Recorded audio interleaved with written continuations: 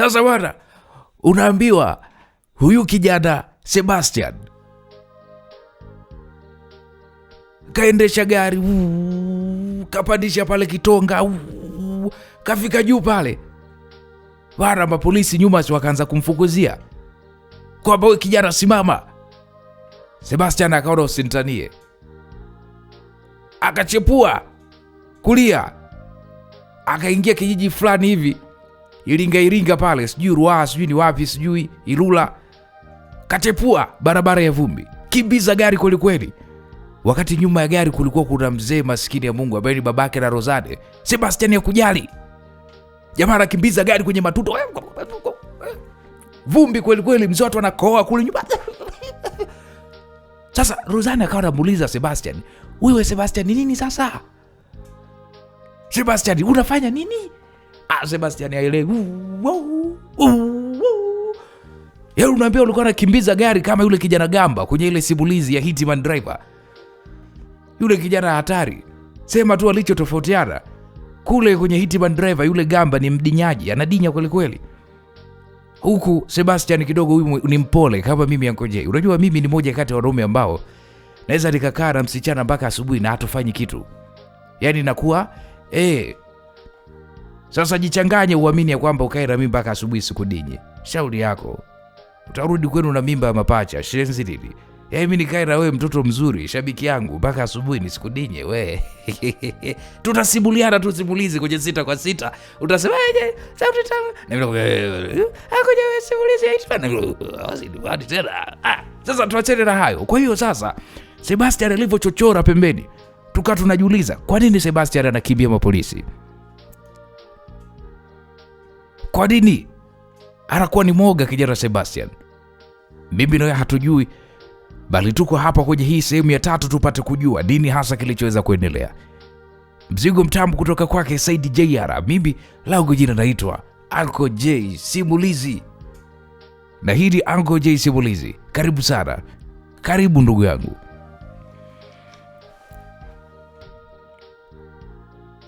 Sebastian, unafanya nini lakini? Rozane alipiga kelele, alijishika kwenye kiti kwa hofu. Sebastian, unajua baba anaumwa. Gari linamfanya apate maumivu makali. Simama bwana. Mzee Msafiri kule nyuma alikuwa kikohoa mfululizo. Mwili wake ulikuwa kiumbayumba huku na kule, lakini Sebastian alikuwa ni kama mtu vile aliyekuwa amepagawa. Aliendelea kukimbiza gari kwenye njia hiyo ya vumbi mpaka walipofika eneo lenye pori nene mbali kabisa na barabara ya lami, na ndipo hapo kijana Sebastian alipokanyaga breki iliyosababisha gari kuteleza. Ilienda kusimama kwenye mteremko mkali kweli kweli. Kimya kilitawala kwa sekunde kama chache hivi. Kimya kilikuwa kimetawala. Kimya kilichokuwa kimevunjwa tu na sauti ya injini iliyokuwa ikipoa. Kabla Sebastian hajageuka kuangalia hali ya abiria wake, kofi zito likatua shavuni mwake. Rozane alikuwa amemrukia bila hata kupoteza muda. Rozane alishuka na kisha akakimbilia nyuma kwa baba yake, ambapo alimkuta baba yake akiwa anashikilia kifua. Alikuwa na kohoa kwa shida mno. Rozane ilibidi amtulize baba yake. Alimpatia maji na kuhakikisha ya kwamba anapumua vizuri. Baada ya dakika kadhaa za utulivu, Rozane alirudi tena kukaa siti ya mbele. Uso wake ulikuwa umekunjamana kwa hasira ambayo hakuwahi kuonekana akiwa na hasira hivi. Sebastian, wewe ni nani hasa? Kwa nini umeweza kumkimbia polisi? Ulitaka kutuua, si ndio? Nakuuliza wewe Sebastian. Sebastian alijishika shavu lililokuwa linawaka moto kwa kofi lililokuwa ametandikwa. Alimtazama Rozane kwa macho yaliyokuwa yamechoka. Nisikilize Rozane. Mimi sikuwa na chaguo Rozane. Sikuwa na chaguo. Chaguo gani? Kwa nini hukusimama?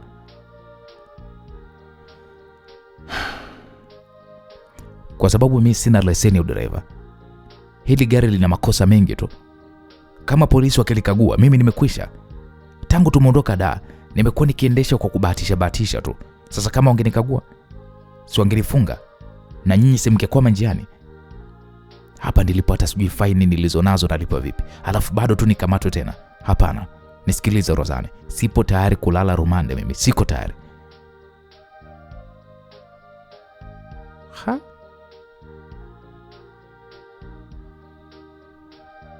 Una leseni ama huna leseni? Yaani hauna.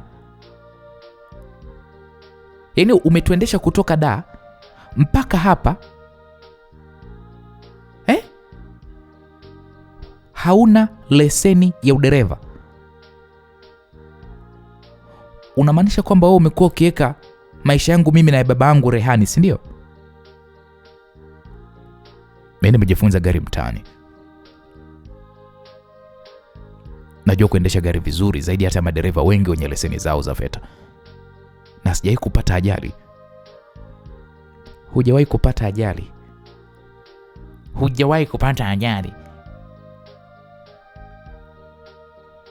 Nisikilize Sebastian. Wewe ni janga linalotembea. Unajua sheria za barabarani? Hazijali kama unajua kuendesha ama la. Hivi unajua kama tungepata ajali, bima isingelipa chochote kwa sababu wewe ni dereva haramu?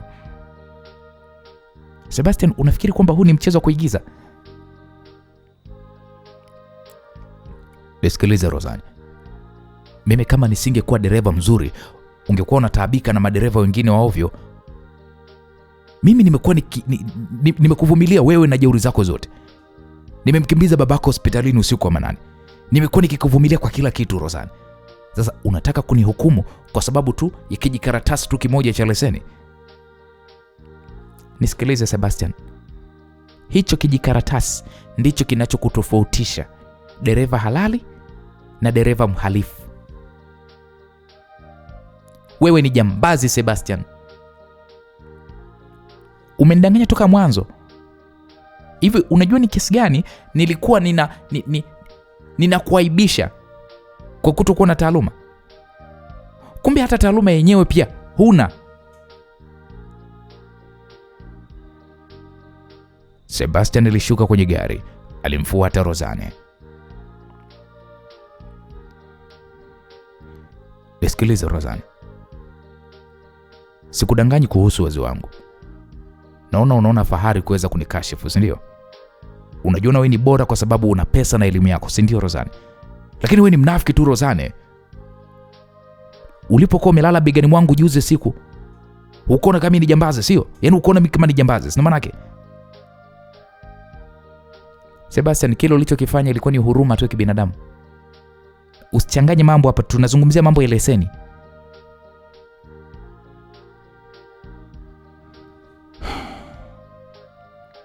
Ulikuwa unanitendea wema Sebastian, sikatai.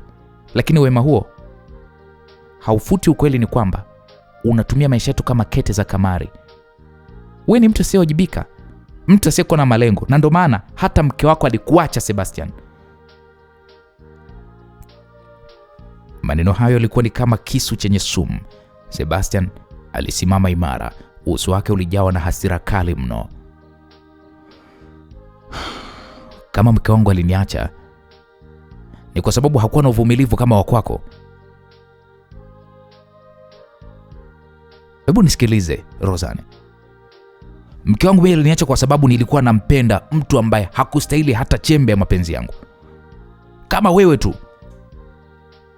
Hivi unafikiri kwamba mimi nafurahia kukaa na wewe kwenye gari hili? Waza mimi nafurahia? Hakuna kitu ambacho nakijutia kwenye maisha yangu kama kukaa na wewe kwenye gari moja. Unafikiri mimi nafurahia kusikiliza dharau zako kila dakika? Umenichosha Rozane. Umenichosha na kila kitu kinachokuhusu. Umenichosha. Jua tu umenichosha Rozane. Nimekuchosha. Basi ondoka. Ondoka, achana na hili gari. Ondoka uende zako. Rozane alimfokea Sebastian. Machozi alianza kumtoka mtoto huyu wa kike, machozi yenye uchungu na hasira. Uwezi kuniambia niondoke? nina mkataba na baba yako. Nitamfikisha Iringa, na baada ya hapo sitaki kuiona sura yako tena kwenye maisha yangu. Hata uwe mrembo kiasi gani, sihitaji kuiona sura yako kwenye maisha yangu, sihitaji. Naam, hapo sasa wote wawili walikuwa wakitazamana kwa hasira kali mno. Vumbi la barabara lilikuwa limetulia miguuni pao. Kila mmoja alikuwa na nguvu zake, kila mmoja alikuwa na uchungu wake. Rozane aliona mbele yake mwanaume ambaye alimvutia, lakini aliyekuwa pia hatari sana kwake. Sebastian aliona mbele yake mwanamke aliyempenda, lakini aliyekuwa amemvua nguo zote za utu wake kwa dharau zake. Ghafla, sauti ya mzee Msafiri ilisikika kutokea ndani ya gari, ikiwa ina maumivu makali mno, akiwa anaita Rozane. Sebastian, hebu naombeni tuondoke. Nimechoka sana na haya maugomvi yenu. Mzee huyu alipoyasema hayo, wote wawili walitazamana, yaani Sebastian pamoja na huyu mwanadada Rozane walibaki wanatazamana. Hasira ilikuwepo, lakini pia kulikuwa kuna kitu kingine, uhitaji wa kufika kule walikokuwa wakienda. Bila neno lingine, Sebastian alipanda kwenye gari na Rozane alifuata pia kupanda kwenye gari. Alikaa kwenye siti ya nyuma ili awe karibu na baba yake. Hakukaa tena mbele. Basi unaambiwa safari iliendelea katika ukimya wa kutisha, huku gari ikiendelea kukata vumbi kuelekea Iringa. Kila mmoja akiwa katika fikra zake, wakijua kuwa safari hii ilikuwa imebadilika na kuwa ni kitu ambacho hakuna hata mmoja wao aliyekuwa tayari kukubaliana nacho. Uadui wao, Rozane na Sebastian, ulikuwa umeiva, ulikuwa umepamba moto, na mvutano kati yao sasa ulikuwa umefika mahali ambapo kurudi nyuma ilikuwa ni jambo lisilowezekana. Na hapo ndipo mzee Msafiri, kwa kuwa alikuwa na uchovu, aliweza kusinzia tena, akajegemeza kwenye mabega ya binti yake. Baada ya masaa kama mawili ya mwendo wa barabarani, hali ya hewa ilianza kubadilika. Baridi ya milima ya Iringa ilianza kuingia ndani ya gari, na ukungu mzito ulianza kutanda barabarani, ukipunguza uwezo wa kuona. Na hapo ndipo Sebastian alilazimika kupunguza mwendo wa gari. Angalia mbele, kuna kitu kinakuja. Rozane alishtuka hivyo ghafla, sauti yake ikivunja ukimya. Sebastian alitazama mbele na akaona lori kubwa likiwa limepinduka katikati ya barabara nyembamba, likiwa limeziba kabisa njia yote. Hapakuwa na nafasi ya kupita. Sebastian ilibidi akanyage breki kwa nguvu. Gari likateleza kwenye udongo uliokuwa na utelezi wa mvua. Ilisimama sentimita chache kutoka kwenye chuma za lori hilo ambalo lilikuwa limeziba njia. Mzee Msafiri papo hapo alizinduka kwa mshtuko. Ni nini tena kimetokea? Sebastian hakujibu. Alitoka nje ya gari haraka mno. Hali ilikuwa ni mbaya. Lori hilo lilikuwa limebeba magogo mengi yaliyokuwa yameporomoka barabarani. Tumeshikwa, Sebastian alisema kwa sauti ya chini, huku akirudi ndani ya gari. Njia imeziba kabisa. Hatutapita hapa mpaka msaada uweze kuja, au mpaka tuondoe haya magogo sisi wenyewe. Rozane ilibidi ashuke na kuangalia hali hiyo. Hasira yake ya awali kuhusu leseni ilianza kumpungua. Alianza kupatwa na hofu moyoni mwake. Sebastian, baba hawezi kusubiri hapa kwenye baridi hili. Hali yake inazidi kuwa ni mbaya. Sebastian alimtazama Rozane. Kwa mara ya kwanza hakuona yule mwanamke mwenye jeuri, bali aliona ni mwanamke anayehangaika kuokoa uhai wa baba yake. Alihisi wajibu mkubwa mno kijana Sebastian, na Sebastian akasema, Rozane, tunaweza tukasaidiana kuondoa haya magogo madogo madogo kando ya njia. Kama tukiweza kutengeneza nafasi ndogo tuwe kupita gari, basi tunaweza tukapita. Lakini itabidi ufanye kazi na mimi. Utanisaidia? Rozane alimtazama Sebastian. Kulikuwa kuna changamoto mpya machoni pa kijana huyo. Hakuwa na nafasi ya mgogoro tena. Kulikuwa kuna haja ya kuweza kuishi. Okay, sawa, alijibu kwa sauti thabiti kabisa. Nitafanya chochote kinachohitajika kufanywa. Walianza kazi hiyo nzito chini ya mvua ndogo iliyokuwa ikinyesha. Sebastian alikuwa akivuta magogo mazito kwa nguvu zake zote, huku Rozane alikuwa akimsaidia kusukuma. Walipokuwa wakifanya kazi, walikuwa wakigusana mara kwa mara. Katika muda huo wa taabu, kuta za chuki zilianza kuporomoka kabisa. Rozane aliona jinsi Sebastian alivyokuwa akijitolea, akasahau uchovu wake ili wamfikishe baba yake salama. Baada ya saa zima ya kazi ngumu, walikuwa wamefanikiwa kutengeneza njia ndogo ambayo gari lingeweza kupita kwa tahadhari. Wote walikuwa wameloa maji na vumbi. Sebastian alimshika Rozane mkono kumsaidia kusimama. Walisimama uso kwa uso, wote wakihema kwa kasi. Umefanya kazi nzuri Rozane, Sebastian alisema huku akitabasamu kwa uchovu. Rozane hakujivuta, badala yake alitabasamu kidogo, tabasamu la kweli.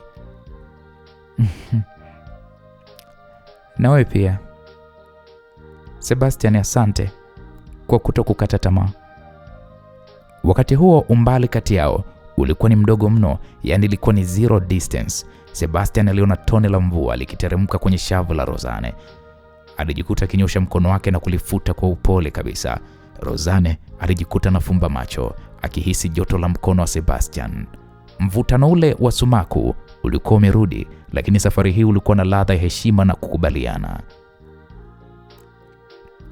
Nye, mnafanya nini? Hebu ingieni kwenye gari tuondoke bwana. Au mnataka mimi nife kwa hili baridi hapa? Aliongea mzee Msafiri, sauti yake ikiwa ina mchanganyiko wa kikohozi na amri isiyopingika. Kitendo kile kilishtua hisia zao zilizokuwa zimefika kwenye kilele. Kiliwakumbusha haraka ya kuwa walikuwa eneo ambalo si mahali pa michezo ya kimahaba. Wote wawili walijikuta wakirudi kwenye hali ya kawaida. Aibu ilitanda kwenye nyuso zao. Sebastian alipanda mbele, Rozane akajichimbia kiti cha nyuma kando ya baba yake, na bila maneno mengi safari iliendelea, huku injini ya haisi ikivuma katika utulivu wa usiku. Safari ilikuwa ni ndefu na yenye changamoto, lakini uwepo wa barabara iliyo wazi iliwapa unafuu. Saa 2 kamili za usiku, taa za gari zilionekana zikimulika mawe ya pembeni mwa njia, wakati gari ikiingia kwa kishindo katika kijiji cha Mahenge, Iringa. Kijiji kilikuwa kimefunikwa na giza nene, isipokuwa kwa mwanga hafifu wa vibatari na moto uliokuwa ukiwaka nje ya nyumba kubwa ya ukoo wa Msafiri. Mara tu gari iliposimama, sauti za nderemo na vifijo zilisikika kutoka kwa ndugu waliokuwa wakiwasubiri kwa hamu mno. Msafiri karudi. Msafiri karudi bana. Sauti za wazee na wanawake zilizoambatana na vigelegele zilisikika. Mzee Msafiri alishushwa kwa uangalifu, na kwa mara ya kwanza tangu aanze safari, Rozane alijihisi mzigo mzito wa hofu ukimtoka kifuani. Vijana wa kijiji hicho wenye nguvu na uchangamfu walimzunguka Sebastian na kuanza kushusha mizigo kwa haraka. Miongoni mwao alikuwepo Bibi Rozane, mwanamke mwenye uso wenye busara na tabasamu la kuvutia, ambaye alikuwa ni mjane wa ukoo na mwenye mamlaka makubwa. Bibi Rozane alipomwona Sebastian alimtazama kijana yule kwa umakini wa hali ya juu. Aliona jinsi Sebastian alivyokuwa ni mtanashati, licha ya mavazi yake ya safari kuwa na vumbi na uchovu, lakini alimwona ni kijana mtanashati. Bibi Rozane alitabasamu na kisha akamgeukia mjukuu wake ambaye ni Rozane, huku akimkumbatia kwa furaha. Mjukuu wangu, umekuja na kijana mtanashati kweli kweli. Huyu ndo yule mume wako mtarajiwa uliokuwa unamficha ficha, si ndio? Maneno ya bibi huyo yalimfanya Rozane abaki kinywa wazi, huku akicheka kwa aibu. Muda huo Sebastian akijikuta akishika shingo yake kwa tabasamu la kubabaika. Wote walicheka na hali ya furaha ilitawala eneo hilo. Baada ya mizigo kushushwa na kila kitu kupelekwa ndani, Sebastian alihisi kuondoka. Alijua mazingira ya kijiji yale hayakuwa ya kwake. Alimfuata Rozane aliyekuwa akishughulika na baba yake, na kisha alimwambia kwa sauti ya chini tu ya kwamba, Rozane, nimetimiza ahadi yangu. Mzee amefika salama. Naona sasa ni wakati wangu mimi kuanza safari. Natakiwa kurudi Dar sasa hivi ili nisichelewe sana. Lo, Rozane alipomsikia Sebastian akiongea hayo maneno ya kutaka kurudi Dar, ghafla furaha iliyokuwa imemjaa moyoni mwake binti huyu Rozane ilibadilika na ikawa ni kitu kingine kabisa. Rozane alimwangalia Sebastian kwa macho ya upole, akahisi kuwa kuondoka kwa kijana Sebastian sasa hivi ingekuwa ni kupoteza kitu ambacho alikuwa ameanza kukijenga. Rozane ilibidi amvute Sebastian kando, mahali ambapo mwanga wa mwezi ulikuwa unawaangazia vyema kabisa. Kwa mapozi ya kimahaba ilimfanya Sebastian kusahau hata baridi ya Iringa. Rozane alimshika mkono wa Sebastian na kisha akamwambia, Sebastian. Rozane alianza kwa sauti laini, sauti yenye hisia, sauti yenye msisimko, sauti ya kumtoa nyoka pangoni.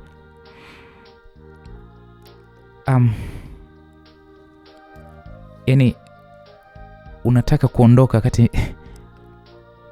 Sebastian, mimi nimeshakuzoea. Sasa unataka niwe nagombana na nani sasa?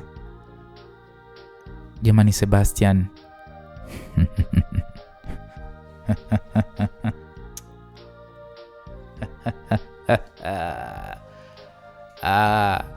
Sikiliza Rozane. Hivi kwa tabia yako ya ukorofi, amini kwamba huwezi kukosa mtu kugombana naye. Bwana Sebastian. Unajua kaisa kijijini kwetu mgeni apokelewi kwa njaa na uchovu. Huku ndo nyumbani. Utaondoka wapi usiku wa giza? Baki basi mpaka kesho. Nisikilize Sebastian. Mimi hapa nitakufanyia wewe tambiko letu la kiasili. Nitakuombea kwa mababu ili upate mwanamke mzuri ambaye utamuoa. Maana unaona kabisa huyu uliye naye huyu kwenye simu huyu ajui thamani yako Sebastian. Mimi nakuahidi nitakutafutia mke kwa mababu. Utapata mke, nitakuombea kwenye mizimu. Utapata mke Sebastian.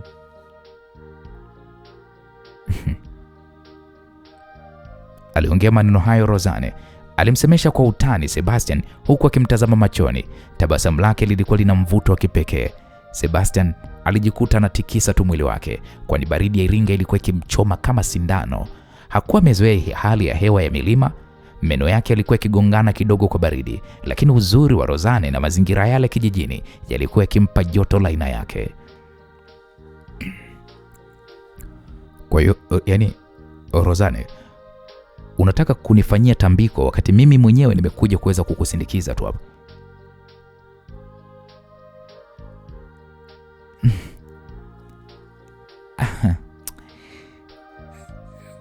Ndiyo.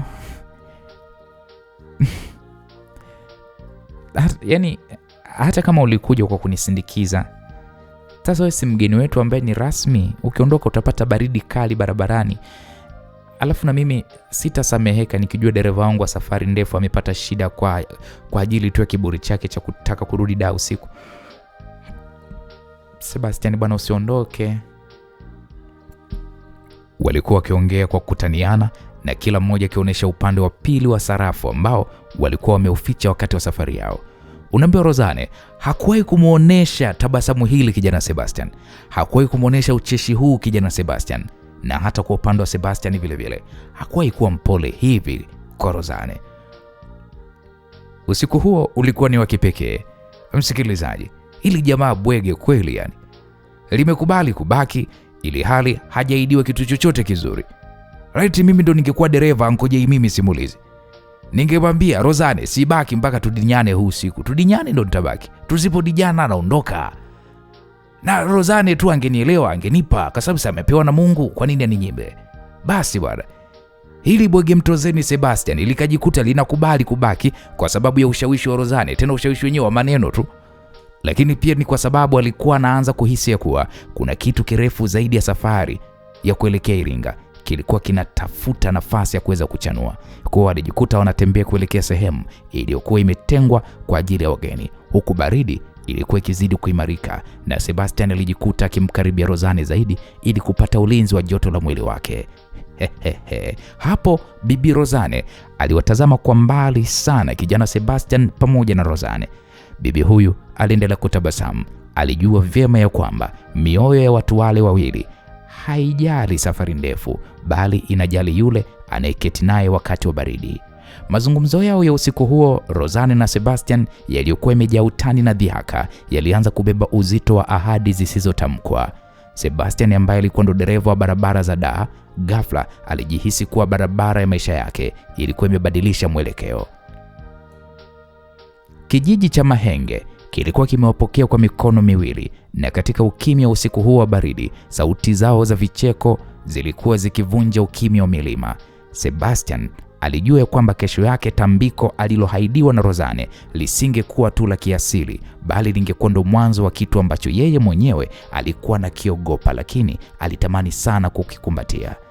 Rozane kwa upande wake alijua ya kuwa amepata mwanaume aliyekuwa mvumilivu wa kipekee, mwanaume ambaye alimvumilia kwa jeuri zake zote alizokuwa amezionyesha njiani. Walipoelekea kwenye vyumba vyao, Sebastian alimshika Rozane mkono mara ya mwisho na kisha akamwambia,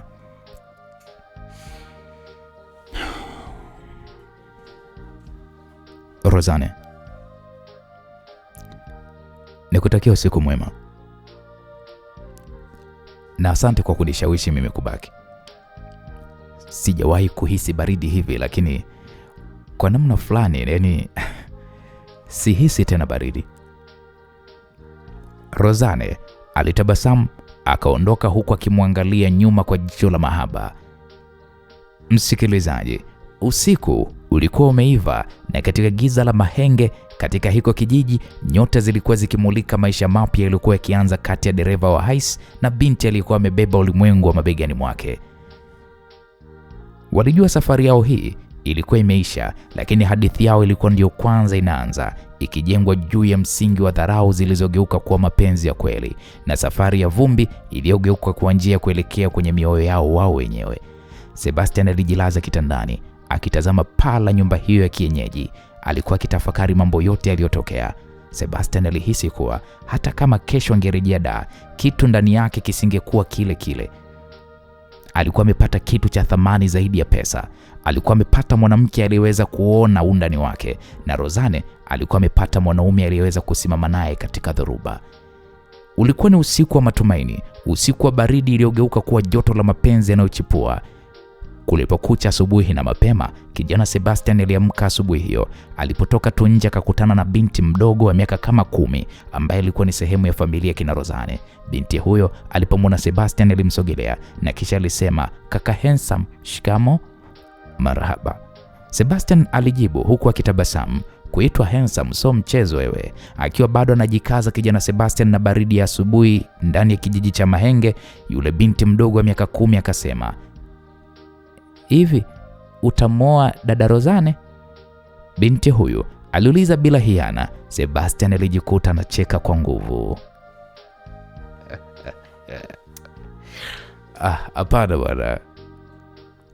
"Kwa nini?" Binti huyu mdogo wa kuitwa Angel alihoji kwa mshangao, na Sebastian akasema, "Sitaweza kumwoa Rozane kwa sababu sisi sio wapenzi."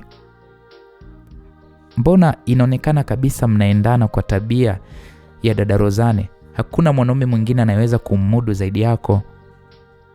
Angel, binti huyu mdogo alisisitiza, sauti yake ikiwa na hekima isiyoendana na umri wake. Sebastian alicheka. "Sio kweli." "Sio kweli. Nakumbuka dada yako Rozane aliniambia kwamba yupo kwenye mahusiano." "Bila shaka unamwongelea bwana wake Rashidi wa Buza wa Mpalange." Angel alijibu kwa uwepesi mno, na Sebastian alishtuka. Kumbe hata wewe pia unamjua." "Mimi najua siri nyingi tu za dada Rozane. Kwa mfano, najua kama amekupokonya simu yako." "Amekuambia na hilo, si ndio?" Sebastian alicheka huku akishangazwa na jinsi mtoto huyo alivyokuwa na taarifa nyingi mno. "Kwa sasa hilo sio la umuhimu. Chukua kiswaswadu hiki hapa, kina laini ya bibi. Unaweza kuwasiliana na rafiki zako wa Dar wa kutumia simu mpya, maana hiyo aliyoichukua dada Rozane, hiyo ndo hairudi tena kwako. Namjua dada Rozane ni kivuruge mno." "Asante sana mtoto mzuri. Unaitwa nani?" "Sawa, mimi naitwa Angel." "Okay. Asante sana kwa simu Angel. Nitawasiliana na rafiki zangu na kisha nitakurudishia." Baada ya dakika chache za mawasiliano, Sebastian alihisi ahueni kubwa mno. Alipata msaada wa haraka kutoka kwa rafiki yake wa karibu aliyekuwa Dar es Salaam. Akiwa na tabasamu la ushindi, kijana Sebastian alimfuata Rozane Rozani aliyekuwa jikoni akisaidiana na ndugu zake kuandaa chai ya asubuhi. Rozane, Sebastian aliita kwa sauti ya furaha. Kuna mtu kanitumia 400,000 kwenye simu yangu. Nipatie basi simu yangu nikurudishie 100,000 yako unayonidai hapa hapa. Rozane alipozisikia habari hizo alijikuta akijiumauma midomo, uso wake ukipoteza kabisa rangi.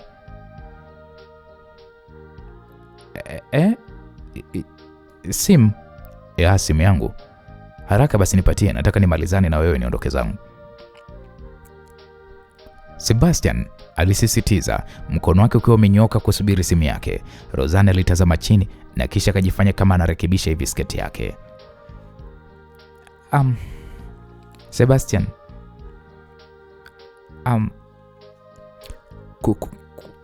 Kuhusu ile simu,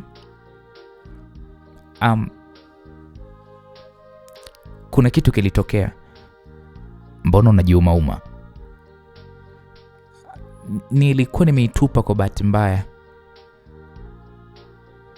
Rozane alitamka hivyo, macho yake yakiwa na ukwepa kabisa uso wa Sebastian. Wakati tunatupa mfuko ule wa mabaki ya chakula kule njiani, simu ilikuwa kwenye ule mfuko. Sikutambua kabisa kama kulikuwa kuna simu. Nini? Macho ya Sebastian yalitanuka kwa mshtuko na kisha alianza kuwaka moto kwa hasira. Wewe umesema yaani umesema nini? Umetupa simu yangu kwenye takataka? Ilikuwa ni ajali, Sebastian. Sasa unapiga kelele za nini mpaka watu wasikie? Rozana alijitetea, akijaribu kuonekana jasiri licha ya kosa lake alilolitenda. Yaani unazungumzia ajali? Wewe unawezaje kuitupa simu ya mtu kwenye takataka? Kisa ni mfuko wa chakula?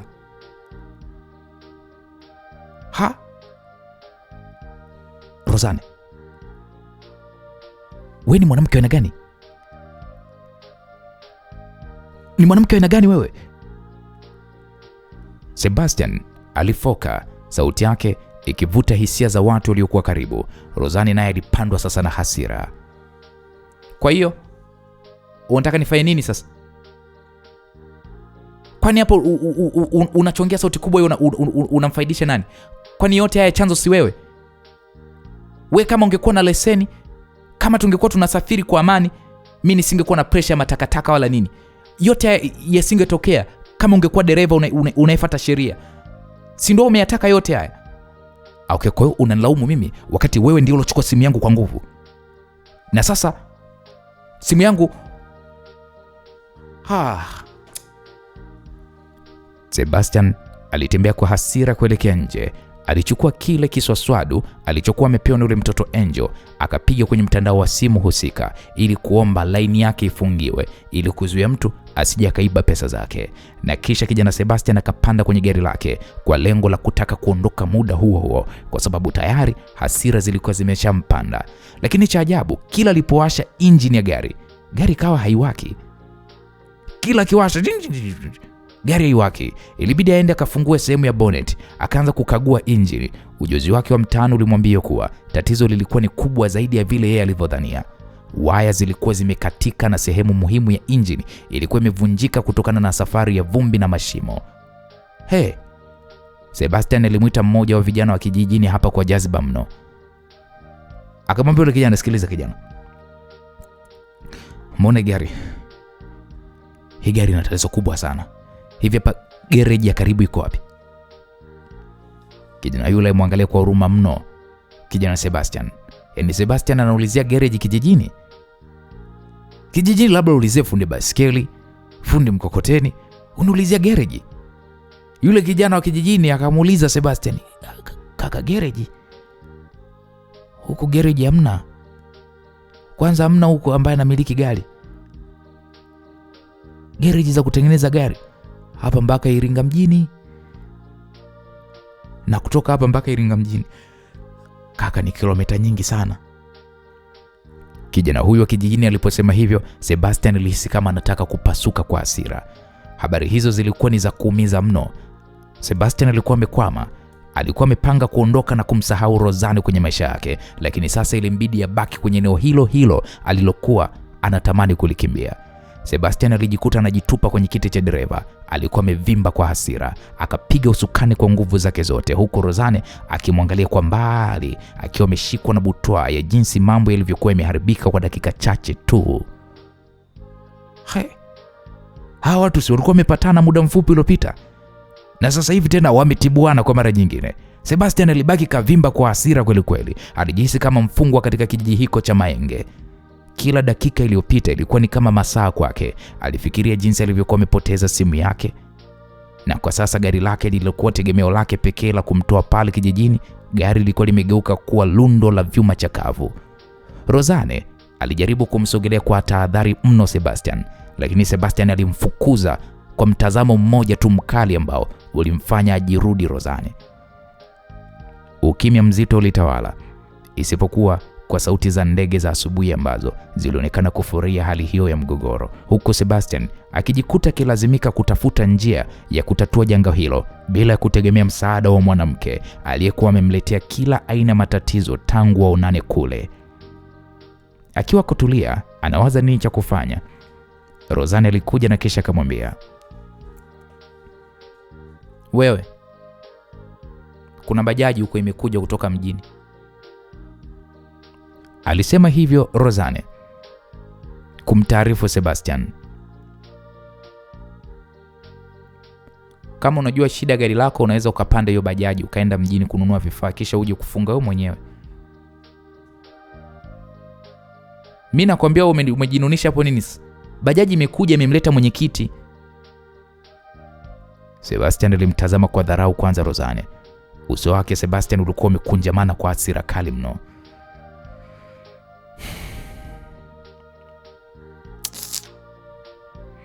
Yaani unapoongea utadhani kwamba umenipa hela ya kwenda kununua hizo spare part.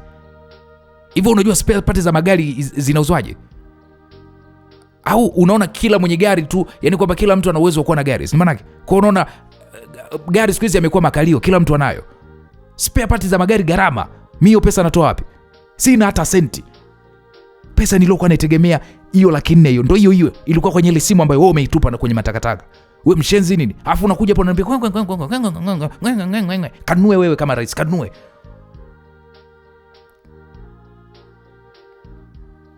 Hii muone huyo. Sasa unachojipanikisha hapo nini sasa? Nisikilize Sebastian. Mimi sitaki familia yangu waone kama tunagombana. Wewe kama unataka tugombane, mimi mwenyewe shali naliweza. Subiri. Tukiwa peke yetu ndo tucharuane. Sio tucharuane hapa mbele ya familia. Maana yake nini sasa? Ngoja nikachukue kikapu, alafu twende wote mjini. Tukishafika kule mjini tucharuane. Sawa Alafu ndo tunarudi hapa. Tukiwa hapa wote tuwe wapole. Alafu wewe tukienda huko mjini, karenew line yako mpya ili upate hizo pesa zako. Acha kunilalamikia. Alafu kuhusu simu yako, samee tu. Maana ndo haipo tena. Sasa hapa atakao ukijilalamisha simu itarudi.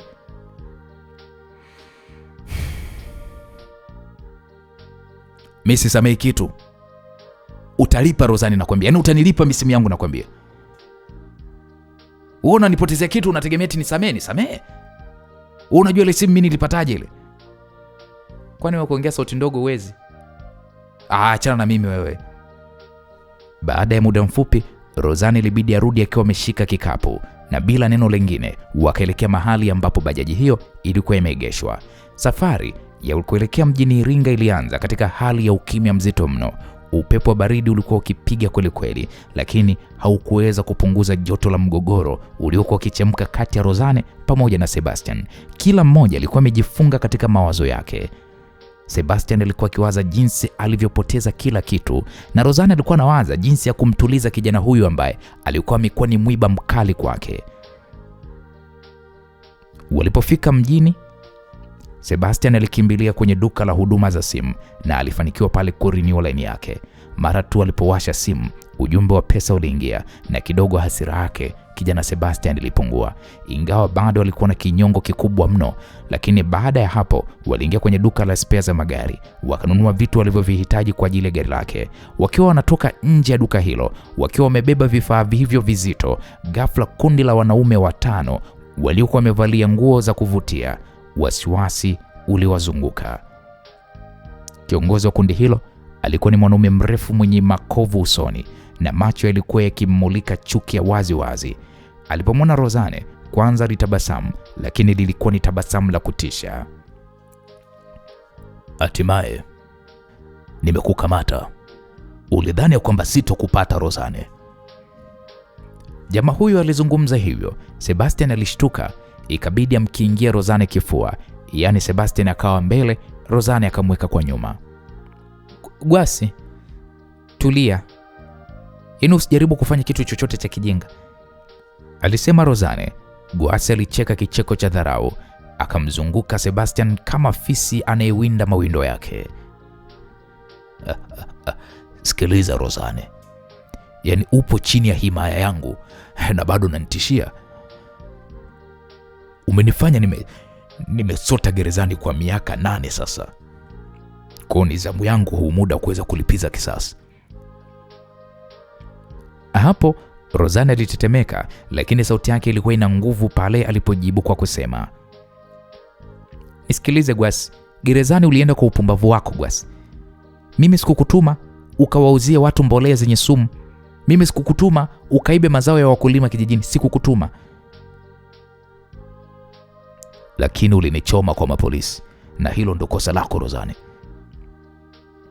Gwasi alifoka, mishipa shingo ilimtokeza na kisha akasema, oya, wakamateni hawa, wakatupwa kwenye maporomoko ya mto kule. Acha wafe kwa maumivu makali. Wanaume wale walimshambulia kama umeme. Sebastian alijaribu kupambana, alitumia nguvu zake zote, lakini wale jamaa walikuwa ni wengi mno. Alipigwa ngumi nzito nzito za tumboni zilizomfanya ishiwe na pumzi na akaanguka chini. Rozane alipiga kelele kwa nguvu, lakini kabla hajakimbia, mmoja wa vijana wale alimshika nywele zake Rozane kwa nguvu, akamvuta kuelekea kwenye gari lao, gari lililokuwa limeegeshwa pembeni. Waliwaokota wote wawili wakiwa wamepigwa vibaya mno, huku watu waliokuwa wakipita sokoni walishindwa kabisa kuingilia. Walishindwa kuingilia kwa sababu ilikuwa ni hofu ya silaha walizokuwa nazo watu wale wa Gwasi. Walitupwa ndani ya gari kama vile magunia ya viazi. Safari kuelekea maeneo ya mbali ya maporomoko ya mto ilikuwa ni ya kutisha. Sebastian alijaribu kuinua kichwa chake, akimwangalia Rozane alikuwa akilia kwa sauti ya chini. Sebastian alihisi uchungu mwingi mno, sio kwa sababu ya majeraha yake, bali ni kwa sababu jinsi maisha yao yalivyokuwa imeingia katika hatari ya kifo kwa kosa la mtu mwingine. Walipofika kwenye ukingo wa maporomoko hayo, sauti ya maji yakivunjika kwenye miamba mirefu ilisikika kwa mbali kabisa. Gwasi alishuka kwenye gari, alivuta sigara kwa utulivu.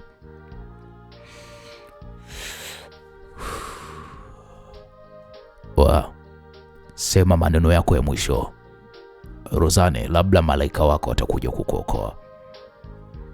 Sebastian alijaribu kusimama huku akimwangalia Gwasi moja kwa moja machoni.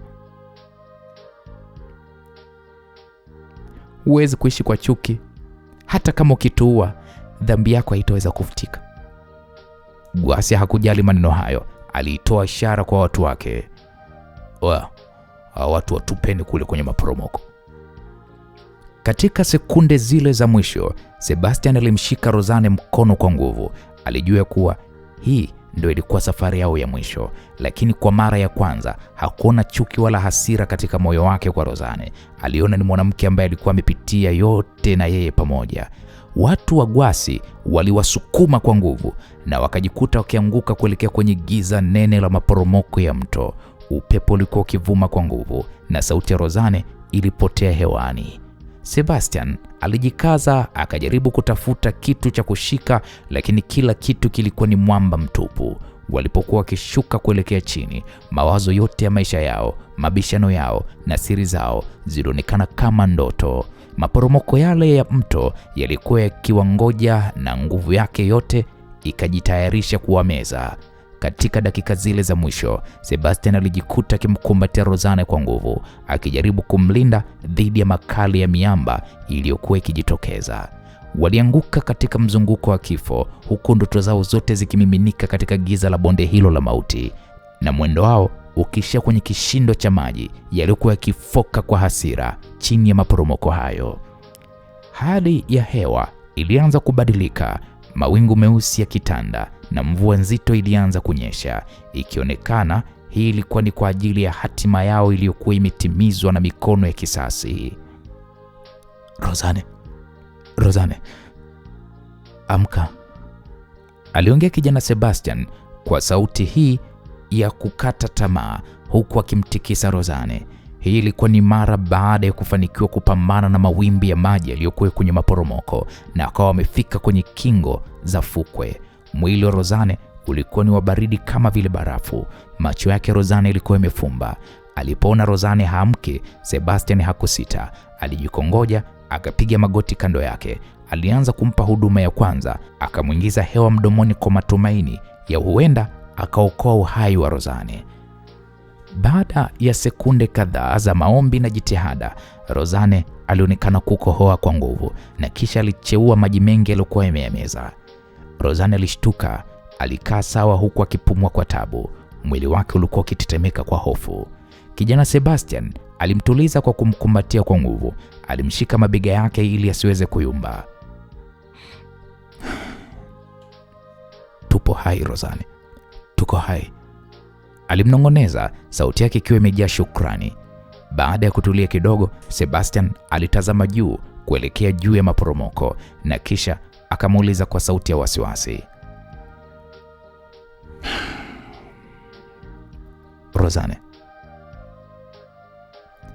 una idea yoyote ya kutoka hapa? Inaonekana tuko porini kabisa. Rosanne alitazama mazingira yaliyomzunguka. Alijaribu kukumbuka ramani ya eneo hilo.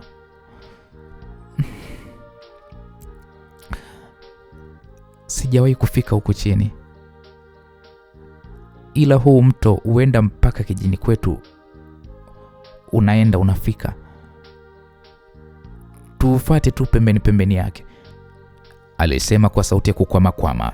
Walijaribu kusimama na kuanza kutembea, lakini Rosanne alishindwa. Miguu yake ilikuwa imechoka kupita kiasi kutokana na majanga waliokuwa wamepitia. Alijaribu kupiga hatua chache akaanguka tena. Alitaka upumzike. Sebastian alikataa kata. Nisikilize, hatuwezi kukaa hapa, tupo porini. Mnyama yoyote anaweza akatokea muda wote na saa yoyote, alisema kwa sauti ya amri, na kisha akaamua kumbeba begani. Akaianza safari ngumu, huku nguo zao zikiwa bado zimeloana. Walipokuwa wakitembea, Rosanne alikuwa katulia kifuani mwa Sebastian, na kisha alisema kwa sauti laini, Sebastian, samahani kwa yote yaliyotokea. Sebastian alicheka kwa dharau, huku akizidi kupiga hatua mdogo. Samahani yako itarudisha pesa zangu? Hivi samahani yako itarudisha spare part nilizonunua zimekwenda na maji? Hivi hiyo samahani yako Rosanne itarudisha nini kwenye maisha yangu? We naye, mbona unakuwa mkali tu muda wote? Mbona mimi nimepoteza kikapu changu na silalamiki kiasi hiko? Hiyo ni juu yako, mimi hainihusu. Na tukifika kwenu, baba yako atapaswa kuweza kulilipa kila kitu, la sivyo naondoka, na tena naondoka na wewe kama fidia. Rosanne alishtuka. Alimwangalia Sebastian kwa macho makali.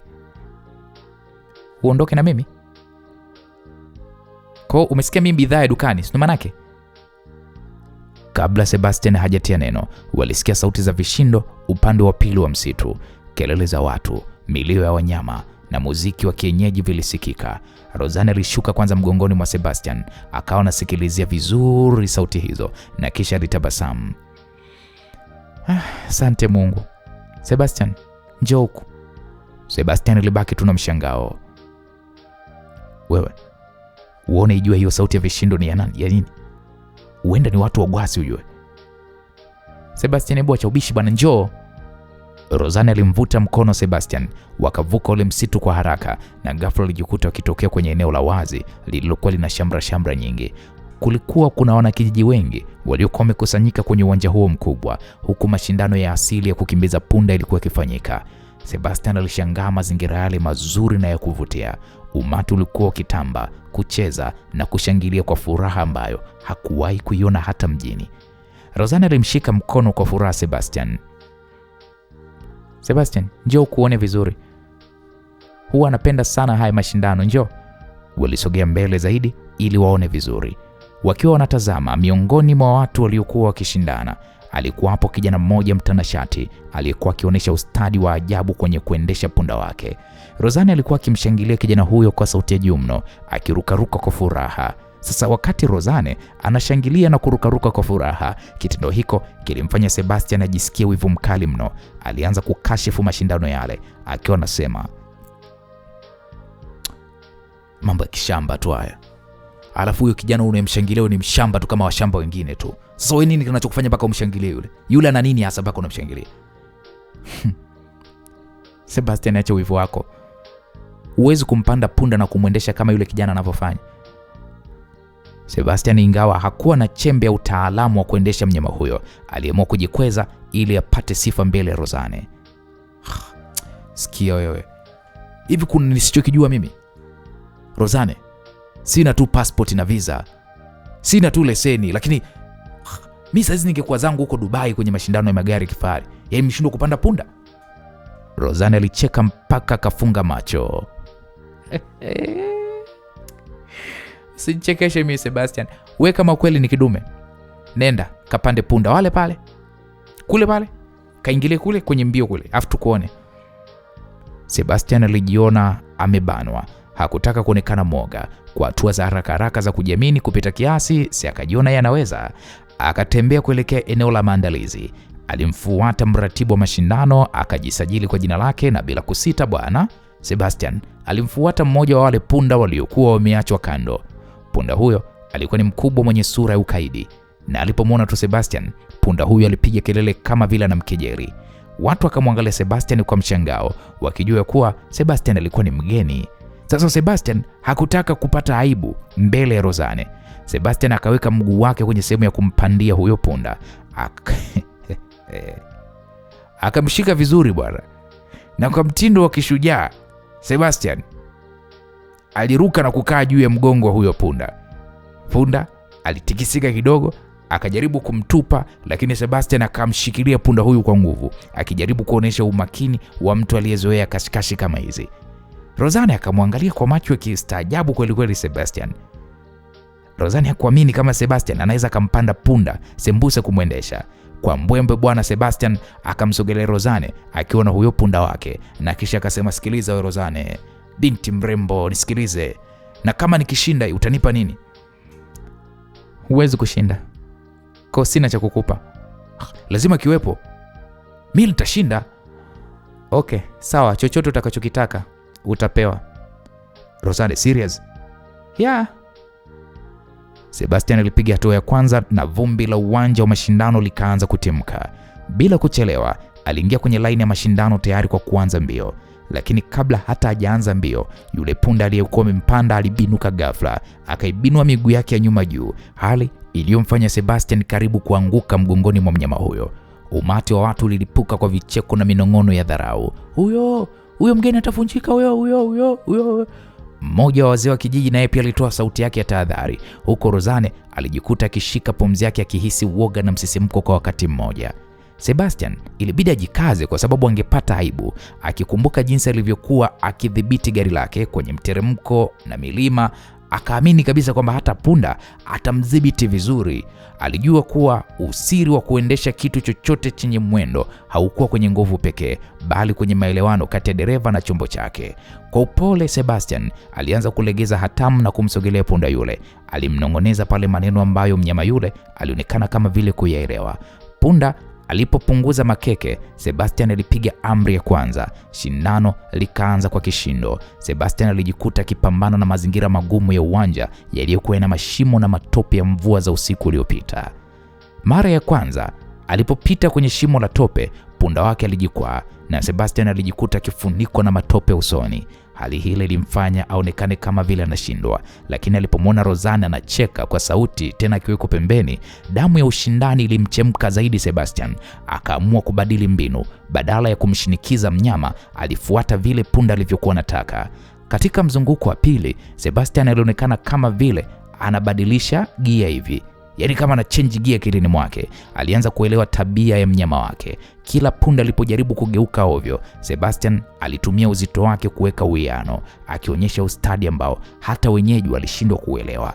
Washiriki wengine walikuwa wakimshambulia mnyama kwa viboko, lakini Sebastian aliamua kuendesha kwa kutumia ishara za mwili. Alimvuta punda wake kupitia njia ya mkato ambayo ilikuwa na miamba mingi mno, eneo ambalo wengine waliogopa kupita, lakini punda wa Sebastian alionekana kuridhika na alionekana na utulivu wa dereva wake huyo mpya. Akaanza kukimbia kwa kasi isiyokuwa ya kawaida. Umati ulianza kunyamaza kimya, wote wakiwa wanashuhudia mgeni huyo akifanya maajabu na punda wa kijiji. Bwana, mzunguko wa mwisho ulikuwa ni wa kuvutia mno. Sebastian alikuwa amemkaribia sana kijana yule aliyekuwa akishangiliwa na Rosanne. Walikuwa wakiendana bega kwa bega. Sebastian akajisemea moyoni, huyu jamaa hataweza kunishinda leo. Siwezi kukubali kudhalilika mbele ya Rosanne. Alijinyanyua kidogo Sebastian, akamgusa punda wake kwenye shingo, na kwa ishara moja ya ujasiri wakajitupa mbele. Punda alionekana kama anaelewa lengo la Sebastian. Alikimbia kana kwamba anaelekea nyumbani kwa kasi ya ajabu mno. Sebastian akakata kona ya mwisho ya uwanja kwa mtindo wa kuteleza, na ndani ya sekunde chache alikuwa amevuka mstari wa kumalizia kabla kijana yule mwingine. Kishindo cha ushindi kilipovuma uwanjani, Sebastian aliteremka kutoka mgongoni mwa punda huyo huku akihema kwa kasi mno. Vumbi na matope vilimfanya onekane kama mpiganaji wa kale. Alijivuta pale kusimama, akajipangusa uso na kuelekea moja kwa moja pale ambapo Rosanne alipokuwa amesimama. Uso wake ulikuwa umefunikwa na vumbi, lakini tabasamu lake Sebastian lilikuwa likionyesha kiburi cha ushindi kisichomithirika. Rosanne alibaki ameduaa, macho yake yalikuwa yakimwangalia Sebastian kwa kustaajabu. Hakuwa akitarajia kumwona kijana huyo wa Sebastian ambaye muda so mrefu uliopita alikuwa amepoteza kila kitu. Hakuamini kama Sebastian angeweza kufanya jambo la kishujaa kiasi kile. Sebastian alimtazama Rosanne na kisha akasema, Bimrembo, vipi sasa? Nini kimetokea? Wewe ulikuwa unaniuliza kama naweza kumpanda punda. Kwa sasa umeona sasa bingwa wa mahenge hapa, si ndio? Hapo kijana huyu Sebastian alikuwa ameusogeza uso wake karibu kabisa na Rosanne, akiendeleza huu mzaha wake. Isikilize Rosanne, siku nyingine usidharau mtu, hasa kama haumjui vizuri. Nguvu yangu mimi sio ya kwenye kiti cha udereva tu pekee. Nguvu yangu ipo hata kwenye misuli yangu pia. Na ndicho ambacho nimefanya na ndicho ambacho nimekuonesha. Rosanne alishindwa kujizuia. Alibaki anacheka kwa sauti kubwa ambayo ilikuwa imejaa hofu iliyopotea na furaha ya ghafla. Haya bwana, bingwa wa punda, umejua kunifunga mdomo. Mimi hilo nakiri, halina shida. Lakini chunga kabisa Sebastian, usije kaanza kujiona wewe kama vile ndio umekuwa mfalme sasa. Yaani haibadilishi kitu wewe kuwa bingwa haya mashindano, lakini still wewe bado ni jambazi tu kwangu. Sawa, muda wangu umefika. Ulisema kwamba kama nitashinda haya mashindano utanipatia chochote nitakachokuomba. Unataka nini? Kama ni pesa, sina pesa mimi hapa. Wala sihitaji pesa mimi. Kumbe nini hasa unachokihitaji? Sebastian hakusema chochote. Alimshika kiuno Rosanne na kisha alimvutia kwake. Lilikuwa ni tukio la ghafla mno ambapo hata Rosanne yeye mwenyewe hakuwa ametarajia hilo. Wakiwa wanatazamana huku sehemu kubwa za miili yao zikiwa zimekusana, Sebastian alisema, Rosanne, unajua wewe ni binti tofauti sana. Kwenye maisha yangu sijawahi kujisikia hivi nilivyo sasa tokea nikujue. Hapo Sebastian alitulia kidogo na kisha alisogeza midomo yake kwenye midomo ya Rozane. Wakati huo mwili mzima wa Rozane ni kama vile ulikuwa umepigwa shoti ya umeme. Alikuwa haelewi kama aendelee kutulia ama amsukumie pembeni Sebastian. Inaonekana wewe sio mzoefu kwenye mapenzi wewe, alisema Sebastian kwa sauti ya kunong'oneza, huku midomo yake ikiwa karibu kabisa na ya Rozane. Rozane aliyekuwa amefumba macho aliyefumbua macho yake na kisha akamsukuma Sebastian pembeni. Hebu toka bwana, wewe ni mjinga eh? Usichokijua bahati huwa haiji mara mbili. Nilitaka nione kama kweli wewe ni dume la mbegu, lakini wewe kumbe hamna kitu, misuli ya bure tu mwilini mwako. Kwa nini unasema hivyo Rozane? Si nimetulia nione utafanya nini, lakini ulivyokuwa mjinga umeshindwa hata kunibusu. Sasa ndo naelewa kwa nini mke wako alikuacha. Huna maajabu we kaka. Ndo unavyojidanganya hivyo au sio? Kwenda zako bwana wewe huko. Maajabu huna maajabu, ndo nimekwambia. Vipi kama nikisema kwamba nilishindwa kukubusu kwa sababu ulikuwa unanuka mdomo? Sebastian, wewe unanitusi? Wewe ulivyosema kwamba sina maajabu, unadhani huko sio kunitusi? Sikiliza Sebastian, kama unatafuta kunikera basi sahau. Huwezi kunikera, labda nitake mimi mwenyewe kukereka. Kwanza tuondoke. Tunaenda wapi? Ukitaka baki. Sebastian akiwa anataka kupiga hatua kumfuata Rozane, ghafla na kijiji walimzunguka, walimpongeza na wakataka kumfanyia sherehe ndogo pale kijijini. Sebastian alihisi joto la ukarimu wa kijiji hiki ukimmwagikia, na kwa muda huo Sebastian alisahau kabisa kuhusu gari lake lililokuwa limeharibika. Sebastian alimgeukia Rozane, alimtazama kwa jicho la kipekee. Sasa nimeshinda. Nadhani imefika wakati wa kunipeleka kwa baba yako ili aweze kunilipa fidia zangu, sivyo? Sebastian alisema kwa utani. Rozane alimuonyesha ulimi akijifanya kama vile kukasirika, lakini machoni mwake Rozane alionekana dhahiri shairi ya kuwa alikuwa amevutiwa sana na namna ambavyo kijana huyo Sebastian alivyoweza kujibadilisha na kuwa shujaa wa uwanja ule. Macho ya wanakijiji yaliendelea kumfuatilia Sebastian, huku akionekana kuwa ni mgeni aliyeleta mguso wa kipekee kijijini hapo. Rozane alimshika mkono Sebastian, si kwa kulazimishwa bali kwa hiari, na kisha akamwambia twende bingwa, alisema Rozane akionyesha njia kuelekea nyumbani kwao. Baada ya mwendo mrefu, hatimaye majira ya saa 11 hivi za jioni walifika tena kijijini kwa kina Rozane wakiwa wamechoka, wako hoi.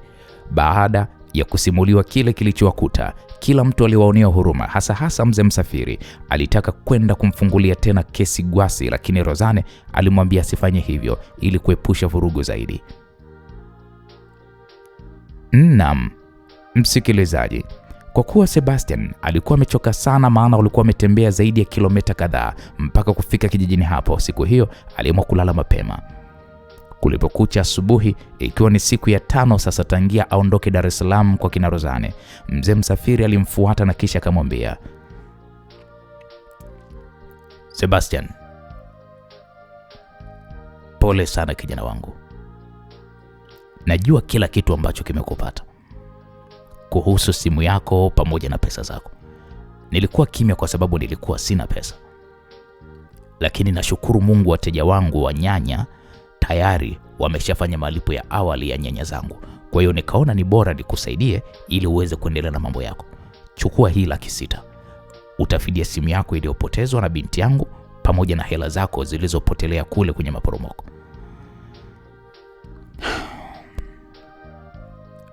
Asante sana mzee wangu. Sebastian alishukuru sana, na hata hivyo bado pesa aliyokuwa kapewa ilikuwa haiendani kabisa na thamani ya simu yake, lakini kwa kuwa alikuwa anataka kuondoka kijijini hapo, aliona ni bora tu achukue pesa hizo. Na kuhusu gari lako, kuna mzee mmoja nimeongea naye, kasema atakuja muda so mrefu. Gari lake mtafunga na hili gari lako atalivuta mpaka kuelekea mjini. Ukifika mjini utalitengeneza na kisha utaondoka zako. Nashukuru sana mzee. Yaani hapo utakuwa umeniokoa sana mzee wangu, nakushukuru sana. Naam, kweli bana. Baada ya kama lisali moja mbele, mzee aliyekuwa ameambiwa atakuja kuvuta gari lake aliweza kuwasili. Sebastian aliaga familia nzima ya mzee Msafiri, kasoro hakumwaga Rozane tu, ambaye Rozane alikuwa amekwenda shambani. Sebastian aliingia kwenye gari lake na kisha alianza kuondoka. Ingawa alifurahi sana kuondoka katika kijiji hiki cha Mahenge, lakini moyoni ni kama alijihisi ameacha kitu cha thamani sana ambacho hata yeye mwenyewe hakuelewa ni kitu gani. Nini? Ameondoka? Hii ilikuwa ni kauli ya Rozane mara baada ya kurudi kutoka shambani. Ndio binti yangu, yule kijana nimemlipa fidia yake ili arudi Dar es Salaam kwenye shughuli zake. Baba, okay, sawa. Rozane aliitikia, ingawa ni kama vile hakupenda sana kuona Sebastian akiwa ameondoka, kitu ambacho hata yeye mwenyewe hakuelewa ni kwa nini. Rozane hakujielewa ni kwa nini hapendi kijana Sebastian aondoke. Basi waliendelea kukaa kijini hapo na baba yake kwa muda wa wiki nyingine kama 2. Mara baada ya mzee Msafiri kujiridhisha na maendeleo ya shamba lake la nyanya, yeye pamoja na binti yake Rozane waliamua kurudi kwenye makazi yao ya kudumu jijini Dar es Salaam. Safari yao ilikuwa ni fupi tu kwa sababu hawakuwa na mizigo, hivyo waliamua kupanda basi la abiria. Walipofika nyumbani kwao Buza usiku wa majira ya 2 kasoro, simu ya Rozane iliingia ujumbe kutoka kwa mpenzi wake afahamikaye kwa jina la Rashidi, ambapo alikuwa anamtaka wakutane maeneo ya NS Resort Hotel. Kwa kuwa alikuwa hajaonana na mpenzi wake kwa takriban wiki 3, hamu ya kuonana naye usiku huo ilikuwa ni kubwa sana kwake. Bila kujali uchovu wa safari, alijiandaa Rozane na kisha alitoka zake. Dakika kadhaa mbele aliweza kuwasili nje ya jengo hilo kubwa la hoteli. Siku hiyo Rozane alikuwa kapendeza sana. Kila hatua aliyokuwa anapiga, umbo lake lilichongwa vizuri. Kiuno kidogo na nyonga aliyokuwa amejaliwa ilikuwa ikicheza kwa maringo kwenye gauni lake refu alilokuwa amelivaa. Viatu vyake vya kisigino kirefu vilikuwa vikitoa sauti kwenye sakafu ya tiles, sauti iliyokuwa ikiangaza ujio wa malkia kutoka Uswahilini. Mhudumu mmoja akamkaribisha Rozane kwa kumwambia, "Karibu NS Resort dada." Mhudumu huyu wa kike aliyekuwa amevalia sare nadhifu alimsalimia Rozane kwa tabasamu pana. Rozane akasema, "Asante. Nimeitwa hapa na mpenzi wangu anaitwa Rashidi." "Ndiyo dada, karibu sana. Tumia lifti ile pale, panda juu kabisa gorofani, huko utamkuta huyo Mr. Rashidi." Bila ya kuchelewa, Rozane aliingia kwenye lifti na akaanza kupanda juu. Alipofika juu, upepo mwanana wa bahari ulimlaki Rozane mara tu alipotoka nje ya lifti hiyo. Eneo hilo la juu lilikuwa ni tulivu ajabu. Taa zilikuwa zimezimwa isipokuwa mwanga hafifu wa mwezi na taa za mbali za majengo mengine ya jiji zilizokuwa zikiakisi kwenye vioo. "Rashidi," Rozane alisema huku akihisi moyo wake ukidunda kwa kasi. "Mpenzi, nimefika," aliongea tena Rozane, lakini bado hakujibiwa. Eneo hilo lilionekana kutokuwa na mtu kabisa. Aliendelea kutazama huku na kule, na ndipo kwa mbali aliona kivuli cha mwanaume mmoja mrefu. Alikuwa amesimama kando ya ukuta wa kioo akimtazama yeye. Kwa jinsi giza lilivyokuwa, Rozane aliamini kabisa ya kuwa huyo alikuwa ni mpenzi wake Rashidi. Basi Rozane alitembea kwa madaha kuelekea kwenye kile kivuli cha huyo mtu. Tabasamu pana likachanua usoni mwake. Alitaka kumwambia jinsi anavyompenda kwa kumfanyia surprise hii. Lakini Rozane kabla hajafika karibu na hiko kivuli cha huyo mtu, mwanaume yule alipiga hatua moja ya haraka na kumvuta Rozane kifuani mwake. Rozane alishtuka, lakini mikono ile iliyokuwa imemshika ilikuwa ina nguvu na joto la ajabu. Ilikuwa ni mikono ya mwanaume aliyejiamini. Rozane alihisi kifua kipana kikigusa kifua chake, na kabla hajasema neno, mwanaume huyo alikuwa ameinamisha kichwa chake na alikutanisha midomo yao, na hapo ndipo ulimwengu wa Rozane uliposimama. Halikuwa busu la kawaida, lilikuwa ni busu la moto, busu lililojaa ufundi na shinikizo ambalo Rozane hakuwahi kulipata maishani mwake. Unaambiwa midomo ya mwanaume huyo ilikuwa ni laini lakini yenye mamlaka, ikicheza na midomo ya Rozane kwa namna iliyomfanya binti huyo wa Buza ahisi magoti yake yakilegea. Alihisi ulimi wa mwanaume huyo ukipenyeza kwa ustadi mkubwa mno, ukitafuta ulimi wake katika safari ya sekunde chache tu iliyojaa hisia kali. Rozane alijikuta anafumba macho yake kwa nguvu. Alijikabidhi mazima kwa mwanamume huyo ambaye aliamini bila shaka ni mpenzi wake Rashidi Tagamba. Katika giza hilo, alielewa ya kwamba huyu ni mpenzi wake. Rozane akalewa na busu hilo, busu la ajabu, busu la kipekee. Lakini pia sio tu kwa sababu ya busu, lakini pia hata harufu iliyokuwa ikitoka kwa mwanamume huyo ilimchanganya sana Rozane, ilimvutia sikwambie mtu. Lakini haikuwa harufu ya mafuta ya nazi au sabuni ya kawaida, ilikuwa ni harufu ya manukato ya gharama mno. Harufu hii ilipenya kwenye mapafu ya Rozane na ikagandiana huko, ilimpa hisia ya kuwa yupo mikononi mwa mfalme. Msikilizaji, mwanamume huyo naye alionekana kuzama. Akamvuta Rozane karibu zaidi kiasi kwamba hakuna hewa iliyoweza kupita katikati yao. Lakini ghafla alishtuka mara baada ya kuhisi utofauti pale alipogusa mkono wa Rozane. Alimwachia Rozane kwa ghafla, alirudi nyuma hatua 2 na kisha akajiambia moyoni, Mungu wangu, huyu ni Rozane, huyu anafanya nini hapa? Naam, alijisema hivyo kimoyomoyo. Alikuwa ni kijana Sebastian Black, na hii ilikuwa ni mara baada ya kugundua kuwa aliyembusu alikuwa ni mrembo Rozane na sio mpenzi wake Jenny. Kwa kuwa tayari alikuwa anamtambua vyema Rozane ni msichana wa aina gani, alijua fika ikiwa taa zitawaka mahali hapo na Rozane akagundua kuwa ni yeye aliyembusu aisee, akajua kabisa hapo ugomvi ni utawaka. Hivyo haraka sana kijana Sebastian alitimua zake kutoka kabisa nje ya jengo hilo. Sekunde chache mara baada ya kutoka, mwanga mkali wa taa za rangi ya dhahabu na nyeupe ulilipuka katika hilo eneo lote. Surprise! Happy birthday Rozane! Sauti za watu wengi zilivunja ukimya. Rozane alifumbua macho yake kwa haraka mno. Alikuwa akitapatapa kuvuta pumzi, ni kama mtu aliyekuwa akizama majini.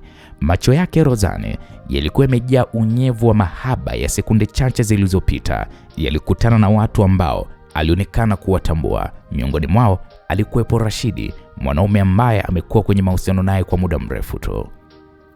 Rashidi akasema, Rozane my love, happy birthday malkia wangu, alisema Rashidi huku akimkumbatia Rozane. Tofauti kabisa na matarajio ya Rozane. Rozane alionekana kushangaa, ingawa hakutaka rafiki zake na mpenzi wake walijue hilo.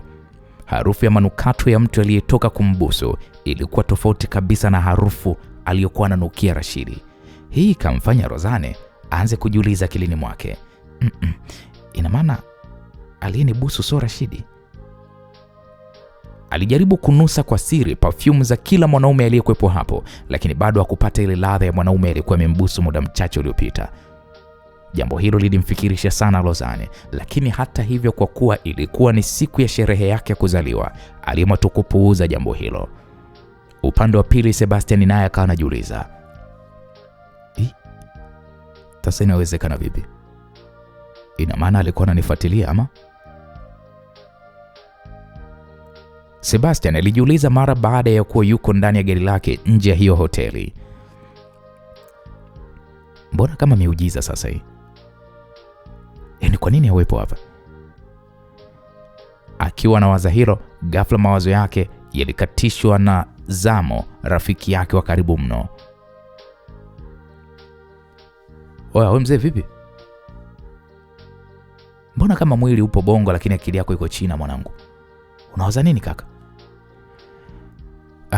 Oya Zamo, kumbe na ulikuwa unakuja hapa? Kaka, si nilikwambia kwamba kuna demo mpya kaingia kwenye 18 zangu, ndo nakutana naye leo hapa. Hongera yako mwanangu. Kwangu bado kidogo tu niaibike. Kivipi tena kaka? Si nimekuja kukutana na Jenny hapa, lakini cha ajabu huwezi kuamini. Nimekutana na yule demo kivuruge niliyempeleka Iringa na baba yake. Nani? Rozane? Huyo mzee. Tena sio kukutana naye, tumepigana mpaka mabusu kaka. Sema tu nina uhakika yeye hajajua kama ni mimi ndiye ambaye nimembusu. Oya, hiyo ni hatima yako kaka. Hiyo ni hatima yako mzee wangu. Kama ulimkimbia Iringa, lakini bado tena leo Mungu amewakutanisha. Huyo ndo wife material wako mzee. Hebu acha kuzingua Zamo. Yaani unazingua kabisa mwanangu. Wewe unajua kabisa yule demu ni mieyusho kinoma. Ndio sikatai ni mzuri, ila tabia zake anazijua yeye mwenyewe mwanangu. Inawezekanaje tena mimi awe mke wangu? Kwa sasa imekwaje? Imenibidi nitoke pale fast hata kabla hajanijua. Maana kama angeniona, I say, naona leo tungelala selo kwa kusababisha vurugu hotelini. Hiyo ndo jau mwanangu. Hiyo ndo jau ya mademu wa Uswahilini. Wakianzisha tembwili mwanangu huwa hawana cha kurudi nyuma. Kosa utafanyaje sasa? Zamo, wewe unaingia ndani. Nenda ghorofa ya juu kabisa kule. Ukimwona Jenny, mwambie aje huko kwenye parking. Maana simu yake hapokei kabisa hapa. Yaani nampigia na unapokea. Sebastian, hebu subiri kwanza.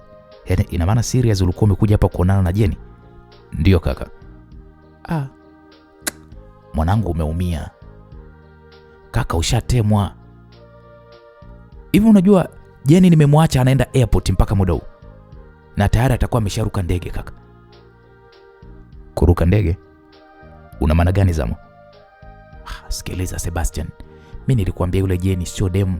Yule demu shoti tu mwanangu hafai. Nasikia kapata dili nono huko Ujerumani. Kwa hiyo mwanangu kama ulikuwa unampigia mahesabu mzee, unapoteza tu muda mwanangu. Wewe unasema kweli au? Sasa nikudanganye nini mwanangu? Ina maana ndo maana akasema tukutane hapa. Kumbe lengo lake mimi nije huku na kisha yasepe kimya kimya. Ndo maana yake kaka. Sikiliza Sebastian, mimi nilishamuona toka kitambo tu kwamba yule demu jau. Yule demu maji mara moja shughuli imeisha. Sasa anashangaa kwa nini mwanangu ulitaka kumfanya mpenzi wako mwana. Hivi umekosa wanawake wa kuwafanya wapenzi? Amna Zamo. Wala hata sikuwa na mpango huo. Sema tu nilikuwa namuelewa kwa mbali. Na hata hivyo kwa kuwa kasepa basi fresh. Mimi simtafuti wala nini. Tena ngoja nirudi zangu kwangu ujue. Unajua nimechoka. Nimechoma mwanangu. Nimechoma muda pia kuja kwangu hapa ujue. Haina naomba Sebastian, mimi nadhani tutasomana asubuhi. Basi ngoja mimi nikahudumie kwanza. Nikahudumie penzi kwanza siku ya leo kaka. Okay poa, usisahau kinga tu mzee wangu. Naam. Msikilizaji, asubuhi ya siku iliyofuata kwenye nyumba moja iliyokuwa iko Buza kwa Lulenge, kijana Rashidi, mpenzi wa Rozane, alikuwa amelala fofofo hasa kutokana na jana usiku alikuwa amekesha kusherehekea happy birthday ya mpenzi wake Rozane. Kijana Rashidi akiwa bado yuko usingizini, ghafla aliamshwa na kelele za hodi iliyokuwa ikigongwa kutokea nje. Rashidi alijiweka sawa na kisha alitoka kwenda kuufungua huo mlango. Habari yako kijana? Aliongea mwanaume mmoja ambaye alikuwa ni mtu mzima. Mwanaume huyo alikuwa amevalia suti nyeusi huku mkononi mwake akiwa ameshika mafaili mawili. Salama tu, karibu, alijibu kijana Rashidi huku akiwa anajiweka sawa kujua wale watu ni akina nani, kwa maana ya kuwa hakuwa akiwafahamu. Bila shaka wewe ni Rashidi Matiasa. Ndio, ni mimi, sijui nyinyi akina nani. Kwa majina mimi naitwa Franco Edgar, ni afisa mikopo kutoka taasisi binafsi inayojulikana kwa jina la White Mbegu Microfinance Company Limited. Na huyu mwenzangu hapa ni wakili Bakari Jumanne. Huyu ni mwanasheria wa taasisi yetu. Sote tunatambua kwamba mama yako mzazi Birukia tayari ameiaga dunia miezi kadhaa iliyopita. Mungu ailaze roho yake mahali pema peponi. Hapa napozungumza tupo hapa kwa sababu tuna mambo ya kuzungumza. Hivyo kama utatukaribisha ndani basi itatupendeza zaidi.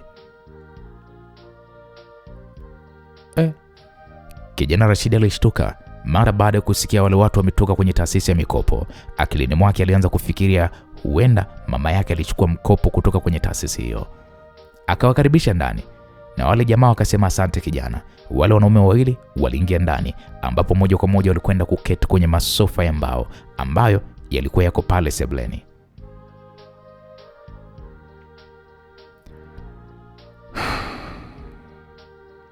Kijana, kama tulivyojitambulisha hapo awali, sisi ni watu kutoka White Mbegu Microfinance na tuko hapa kwa sababu ya marehemu mama yako Birukia.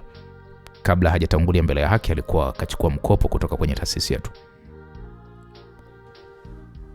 Mkopo? aliuliza kijana Rashidi huku akiwa yupo katika hali ya mshangao, kwa maana hakuwa anajua kama mama yake aliwahi kuchukua mkopo. Rashidi, mama yako ambaye ni Birukia Mustafa miaka 4 nyuma aliwahi kuja ofisini kwetu, aliomba mkopo wa milioni 30 kwa ajili ya kuendeleza biashara yake ya kuuza nguo za mitumba pale Karume.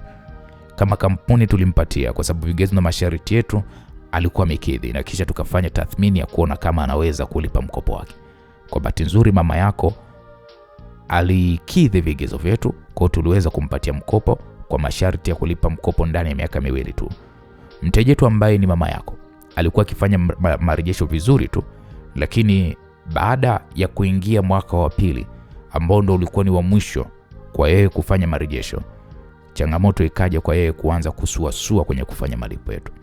Na hata hivyo, kama taasisi huwa tunaelewa kuna nyakati mteja anaweza kupata changamoto, hivyo akashindwa kufanya marejesho kwa wakati. Kwa tuliweza kumpatia muda wa ziada, yani ongezeko la muda wa kufanya marejesho ili walau aweze kumaliza deni lake, lakini mambo yalikuwa tofauti. Hakuweza kumaliza deni lake, na kwa bahati mbaya mpaka mauti anamkuta bado alikuwa anadaiwa kiasi cha shilingi milioni 25, ikiwa ni ongezeko la riba baada ya yeye kuweza kushindwa kulipa deni lake ndani ya muda uliokuwa amepatiwa. Naam, kijana Rashidi alichoka hoi mara baada ya kusikia taarifa zile. Mwili wake ulikuwa ni kama vile umewekwa kwenye friji. Hakuwa na cha kusema zaidi ya kuwatazama tu wale watu wa mikopo. Najua kama bado uko na majonzi ya kumpoteza mama yako kipenzi, lakini huna budi kupata taarifa hizi kwa sababu sisi tupo kazini. Tunazingatia matakwa ya mkataba ambao mama yako aliukubali kusaini yeye mwenyewe. Kwa hiyo sasa inakuwaje nisielewi? Aliuliza kijana Rashidi. Yule wakili akatoa baadhi ya karatasi kwenye faili moja na kisha akasema, kwa mujibu wa makubaliano ambayo tulikuwa tumeingia na mama yako ni kwamba kama ikitokea akashindwa kulipa deni, basi taasisi itapiga mnada nyumba yake pamoja na vitu vyote vilivyomo ndani kwa ajili ya kuweza kupata pesa za kufidia deni. Hapana jamani, msifanye hivyo. Hamwezi kuuza hii nyumba. Huu ndo urithi wangu. Mimi sasa nitaishi wapi kama mkiuza hii nyumba? Rashidi, hatuko hapa kujifanyia tu maamuzi wenyewe. Tuko hapa kisheria. Mikataba hii hapa, na hata ukitaka kudhibitisha unaweza ukadhibitisha. Kinachotakiwa kwa sasa ni hii nyumba kupigwa mnada kwa sababu muda wa kulipa mkopo ulikuwa umeshapita sana. Lakini wakumi nawaelewa kama mpo kazini, lakini basi naombeni mnifikirie na mimi. Hizi ni taarifa mpya kwangu, nitawezaje kuzipokea namna hii? Lakini Rashidi alibaki kulalamika. Rashidi, sisi tunaelewa hilo, lakini hakuna namna nyingine tunaweza tukafanya zaidi ya nyumba kupigwa mnada. Na hata hivyo usijali, kwa sababu kampuni nyumba haiwezi kuuzwa kwa bei ya kutupwa. Kama pesa itazidi baada ya mauzo, basi kile kiasi chote kilichobaki utapatiwa wewe kama sehemu ya haki yako. Tofauti na hapo, utapaswa kuweza kulipa milioni 25 ndani ya miezi 3 kutokea hivi sasa. Mikataba pamoja na taarifa nyingine zaidi zipo ofisini kwetu Temeke Mwisho, na kama utazihitaji basi utafika ofisini, lakini zingatia tuliokuambia. Kama hutaki nyumba kuuzwa, basi milioni 25 inahitajika ndani ya kipindi cha miezi 3 tu. Naam, msikilizaji, wale watu walimwaga Rashidi na kisha wakaondoka zao. Kijana Rashidi alibaki amechanganyikiwa, asijue ni nini cha kufanya. Ni miezi michache tu katoka kumzika mama yake kipenzi. Hajakaa vizuri, tayari anakutana na janga lingine ambalo hajui hata ataweza vipi kulipuka. Maskini kijana Rashidi alikuwa ni kama mtu aliyepagawa na maisha. Kila alichokuwa nakifikiria kilikuwa hakimpi suluhisho sahihi la namna gani ataweza kulipa hilo deni la milioni 25. Akiwa anaendelea kuwaza, mpenzi wake Rozani alikuja nyumbani kwake hapo mara baada ya kuona hajaja mahali walipokuwa wamepanga kukutana asubuhi ya leo. Bebe, mbona uko hivyo? Kuna tatizo gani? Aliuliza Rozani huku akiwa na keti pembeni ya kijana Rashidi. Roza kipenzi, mimi nimekwisha. Sijui nitakuwa mgeni wa nani. Una maana gani kusema hivyo? Rashidi alianza kufunguka kwa mpenzi wake huyo. Aliweza kumweleza kila kitu kuhusu mkopo ambapo marehemu mama yake Birukia alikuwa ameuchukua. Mungu wangu. Sasa utafanyaje Rashid? Wewe milioni 25 unazitolea wapi baby? Rosa, hata sielewi.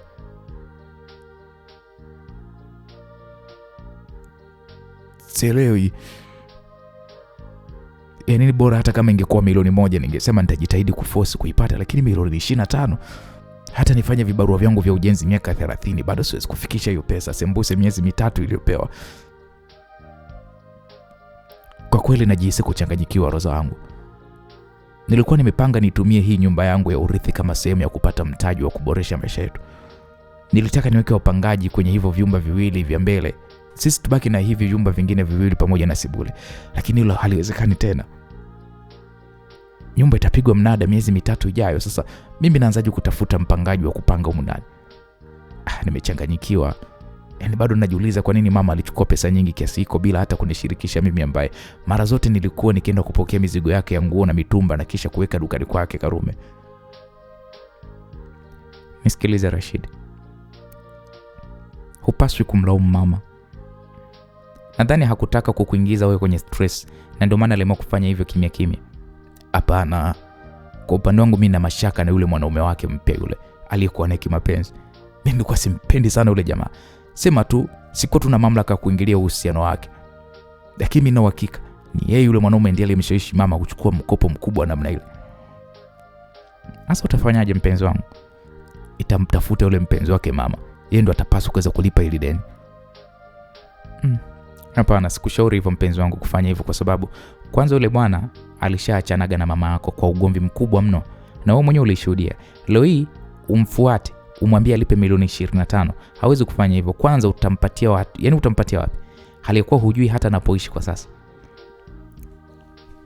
Sasa Rosa, unafikiri mimi nifanye nini Rosa ili niokoe hii nyumba isije kapigwa mnada?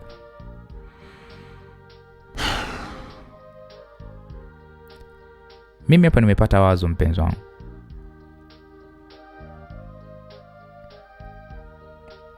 Nimepata wazo. Ni wazo la uhakika kabisa. Kama tukilifanya, tunaweza tukapata pesa nyingi tu. Zaidi ya hata hiyo milioni 25. Wazo gani hilo? Aliongea Rashidi huku akiwa anamtazama kwa umakini mno mpenzi wake huyo. Baby, kwanza inabidi uwe mpole. Alafu unisikilize kwa umakini sana. Ni wazo gumu sana mpenzi wangu. Lakini sioni kama kuna njia nyingine ya kupata hizo pesa kwa haraka kama hii njia ambayo mimi nataka nikupe.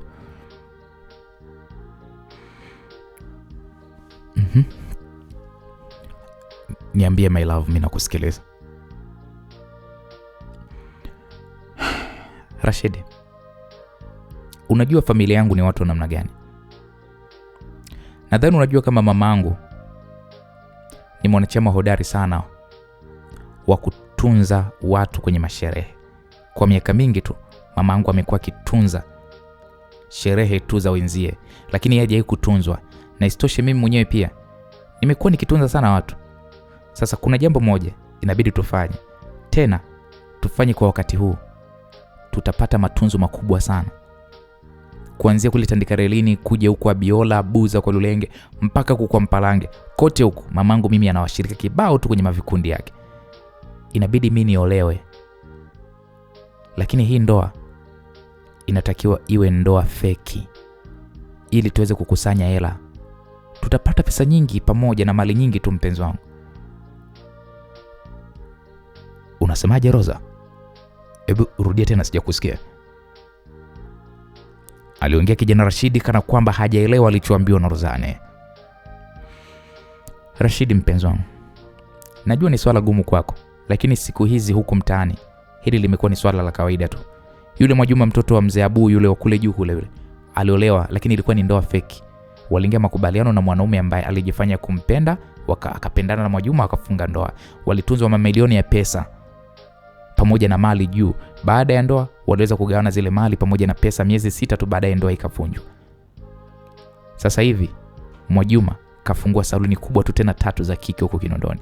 Ana maduka mawili ya vipodozi Kariakoo. Vyote hivyo kavipata kupitia pesa za matunzo tu ya harusi yake feki. Tena kwa kuongezea baby, sio Mwajuma tu.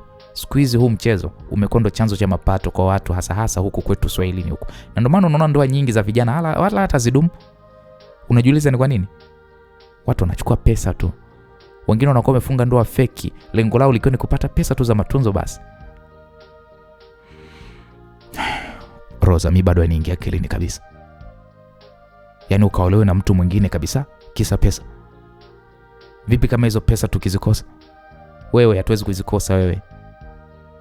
Mimi naamini na naomba uniamini mpenzi wangu. Tena sisi tutapata pesa nyingi sana kwa sababu mama yangu ni mama mashuhuri. Hakuna shughuli inayompita hapa Buza.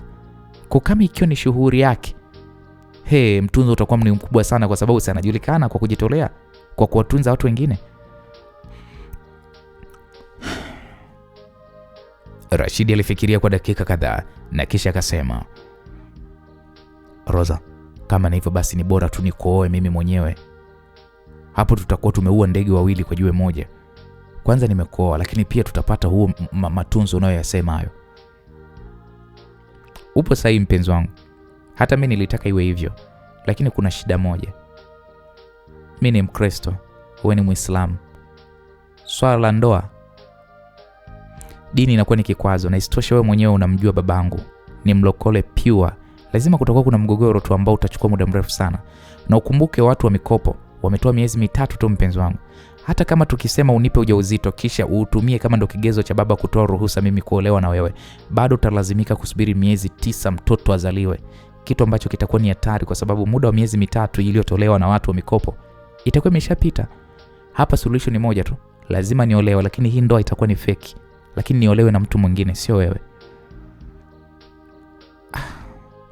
Rosane, unajua ndoa sio mchezo wa mzaha, sio mchezo wa kuigiza kipenzi changu. Ni kweli mimi nahitaji pesa, lakini kwa njia hiyo naona kama ni ngumu kwa kweli. Kwani tusitumie happy birthday ya mama yako kuchangisha hizo pesa za matunzo? Rashidi, hilo nilishalifikiria.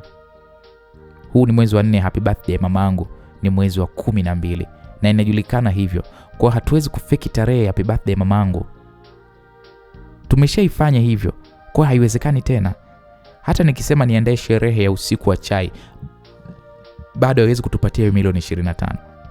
Benki ndo kabisa, huwezi kupewa mkopo hali ya kuwa huna kazi au biashara kukuwezesha wewe kulipa.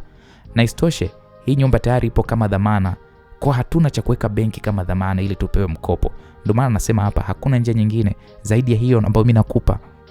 Kama ukiridhia mpenzi wangu, mimi nipo tayari kufanya hivyo kwa ajili yako.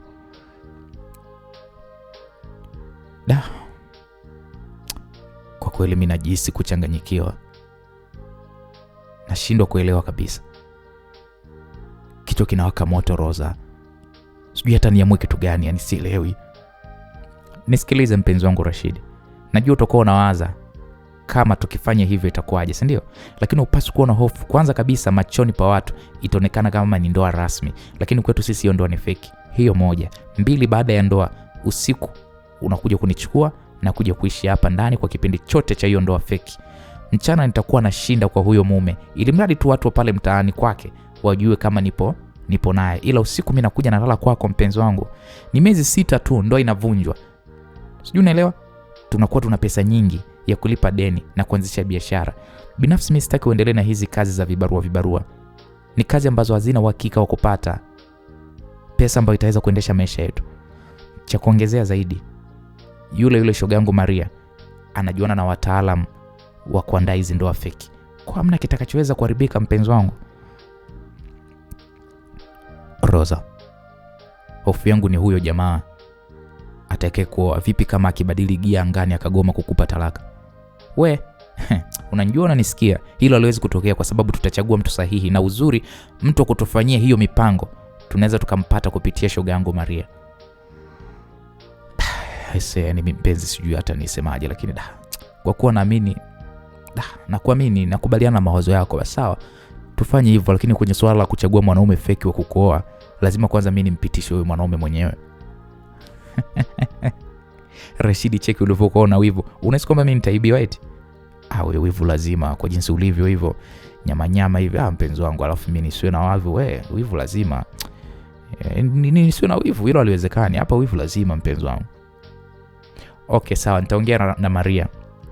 Kila atakachoweza kuniambia, mimi nitakujulisha, then tutajua nini cha kufanya.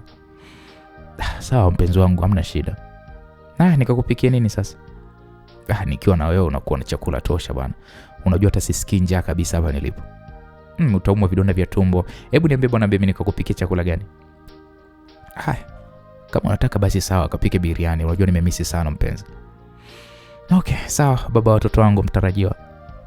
Rozane alisimama kutoka kwenye kiti alichokuwa amekaa na kisha alielekea jikoni kuandaa biriani, chakula ambacho kijana Rashidi alikuwa anahitaji kula. Aliweza kupika biriani, alikula yeye na mpenzi wake Rashidi, na kisha huyo aliondoka zake kurudi nyumbani kwao. Usiku majira ya saa 2 aliweza kumpigia rafiki yake na akamweleza kila kitu kuhusu mpango wake wa ndoa feki. Rafiki yake huyo Maria alimwambia kuwa kesho asubuhi wakutane Tandika, mtaa wa Kalimahewa, ili waweze kwenda kwa huyo mtu ambaye anahusika na kupanga hizo ndoa feki. Kweli bwana. Kesho yake asubuhi aliamua kwenda Tandika, mtaa wa Kalimahewa. Aliweza kukutana na shoga yake Maria, ambaye na yeye alikuwa na tabia kama zake tu, kwa sababu wanasema ukitaka kuchunguza tabia ya mtu basi mtazame rafiki yake. Huyu Maria na yeye alikuwa hana tofauti na Rozane kwenye upande wa tabia. Tofauti yao kubwa ilikuwa ni moja tu. Maria yeye alikuwa ni mweupe sana, uweupe ambao ulikuja kutokana na kujichubua kwa vipodozi vyenye kemikali. Lakini pia Maria yeye alikuwa ni mwembamba, tofauti na shoga yake Rozane ambaye alikuwa kajaliwa maumbile. Rozane alikuwa na hipsi vizuri. Jamaa yake na Etonia alikuwa akitembea hata kama kavaa kijora au gauni. Bado huko nyuma ni lawama. Yalikuwa ni mateso kwa vijana. Vijana wakimtazama Rozane alikuwa mtu bwana. Karibuni sana mashosti zangu. Naomba mniwe radhi, maana nilikuwa na mteja mwingine kule nje. Mteja mwenyewe pambe kweli kweli, ila nimeshamalizana naye.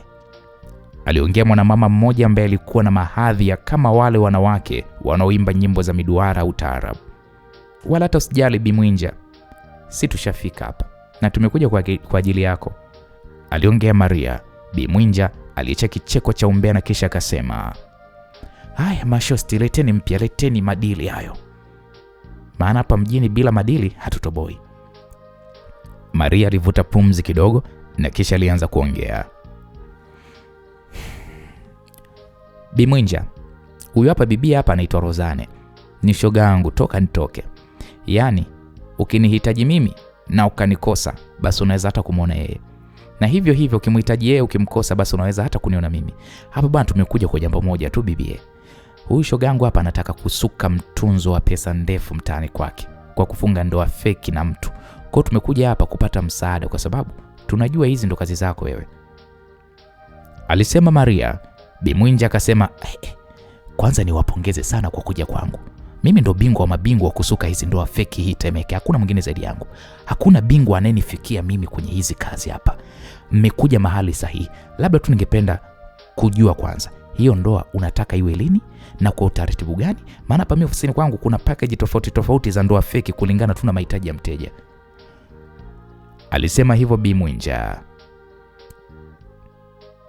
Sasa hapo Bimwinja, ni bora ungetuambia kwanza hizo package za ndoa feki ili tujue sisi tunaweza kuimudu package ipi. Haya Maria, sasa utaratibu upo hivi. Package za ndoa feki zimegawanyika katika sehemu kuu hizo 3. Kuna platinum package, kuna VIP package na ya mwisho kabisa ni one direct package. Naam, mara baada ya kuelezwa package ambazo mwanamama huyu anazitoa, Rozane akasema, basi sawa, kama ni hivyo swala limeisha.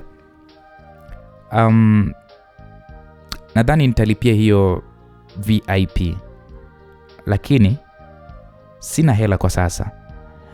Tukishafanya sherehe ikiisha, mapato tutakayokusanya, basi utakata hela yako yote. Sawa, kama ni hivyo swala limeisha. Itabidi kwanza ulipe 3,000 ya kujaza fomu hapa pamoja na saini yako ili tuanze kazi mara moja shosti yangu. Samani kwanza samani kwanza. Kabla ya kufika kokote kwenye fomu sijui nini, huyo mwanaume feki ambaye atakuja kunioa, mnamtoa wapi? Wala hata usijali kabisa kuhusu hilo, kwa sababu hiyo mimi ndo kazi yangu. Tuna orodha ya wanaume wengi tu kulingana na package jinsi zilivyo. Kwa mteja utakuwa na fursa ya kuchagua mwanaume ambaye wewe unamtaka kwa ajili ya ndoa yako hiyo feki. Kuhusu malipo ya huyo mwanaume, hiyo ni juu yetu sisi. Lakini kuhusu mahali mtakapoishi na the way mtakavyokuwa pamoja na wanajamii wengine kwa hicho kipindi cha miezi 6, hilo litakuwa juu yenu nyie. Nyinyi wenyewe ndio mtaamua kuhusu hilo swala. Sawa, ila tu ningependa kumuona kwanza huyo mwanaume kabla hata kusaini hiyo form. Hapana, utaratibu lazima usaini hii form kwanza, tena kwa kulipia 3,000 na kisha utapewa address pamoja na namba za simu za kuonana na huyo mwanaume feki ambaye utafunga naye ndoa. Kwa hiyo utaweza kwenda kumuona, mtazungumza kwa kina, maana ni vizuri kujuana kidogo ili msije mkaonesha tofauti kipindi mwanaume atakapokuja kwenu kukuchumbia. Sawa, hamna shida. Shida 3,000 ya form hii hapa. Rozane alikabidhi shilingi 3,000 ya fomu, akapatiwa fomu. Aliweza kuijaza vizuri na kisha akapatiwa mawasiliano pamoja na anwani ya makazi ya huyo mwanaume ambaye atamuoa kama sehemu ya ndoa feki. Baada ya kumaliza kuongea na yule mwendeshaji wa biashara hiyo ya ndoa feki, waliweza kumwaga na kisha wakaondoka zao. Wakiwa njiani wanatembea kwenda kituoni kupanda daladala za kwenda nyumbani kwao huko Buza, Rozane aliamua kumwambia rafiki yake Maria kama vipi ni bora wakaenda kwanza kumuona huyo mwanaume feki ambaye anahitaji aulewe naye. We Rozane, wewe ulisema kwamba bwanako Rashidi sijui kakwambia lazima amuone kwanza huyo mwanaume. Sasa si bora tu kapanga muda ukaenda naye pamoja, ukaenda pamoja na Rashidi kwenda kumuona huyo mwanaume? Aliongea Maria. Rozane akasema, Maria, mimi namjua vizuri Rashidi, ana wivu sana. Ni bora kwanza nikamuona kwanza mimi huyo mwanaume. Kama atakuwa mushkeri kwa Rashidi kumkubali, basi nitaomba badilisho mapema tu kabla hata Rashidi hajamuona. Maana kama akimuona afa kaingiwa na wivu, anaweza kagairi kabisa na mpango wenyewe ukao umefeli. Haya, sawa, kama unataka hivyo, twende basi. Anwani inasema kwa ni mwanaume anakaa wapi? Anwani inasema anakaa Mwembe Yanga. Twende basi, maana sio mbali kutoka hapa. Rozani na Maria walianza safari ya kwenda Mwembe Yanga. Hiyo safari ilikuwa ni kwenda kumuona huyo mwanaume feki ambaye anatarajia kumuoa Rozani. Ndani ya dakika 5 tu tayari walikuwa wameshafika Mwembe Yanga. Walimpigia simu yule mwanaume na kisha yule mwanaume akawaambia kwamba yupo nyumbani kwake.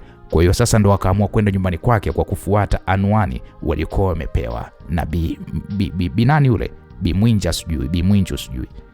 Dakika 3 tu mbele walikuwa nje ya nyumba ya vyumba vitatu, sebule pamoja na choo na jiko. Ilikuwa ni nyumba nzuri kidogo, japo sio mpya.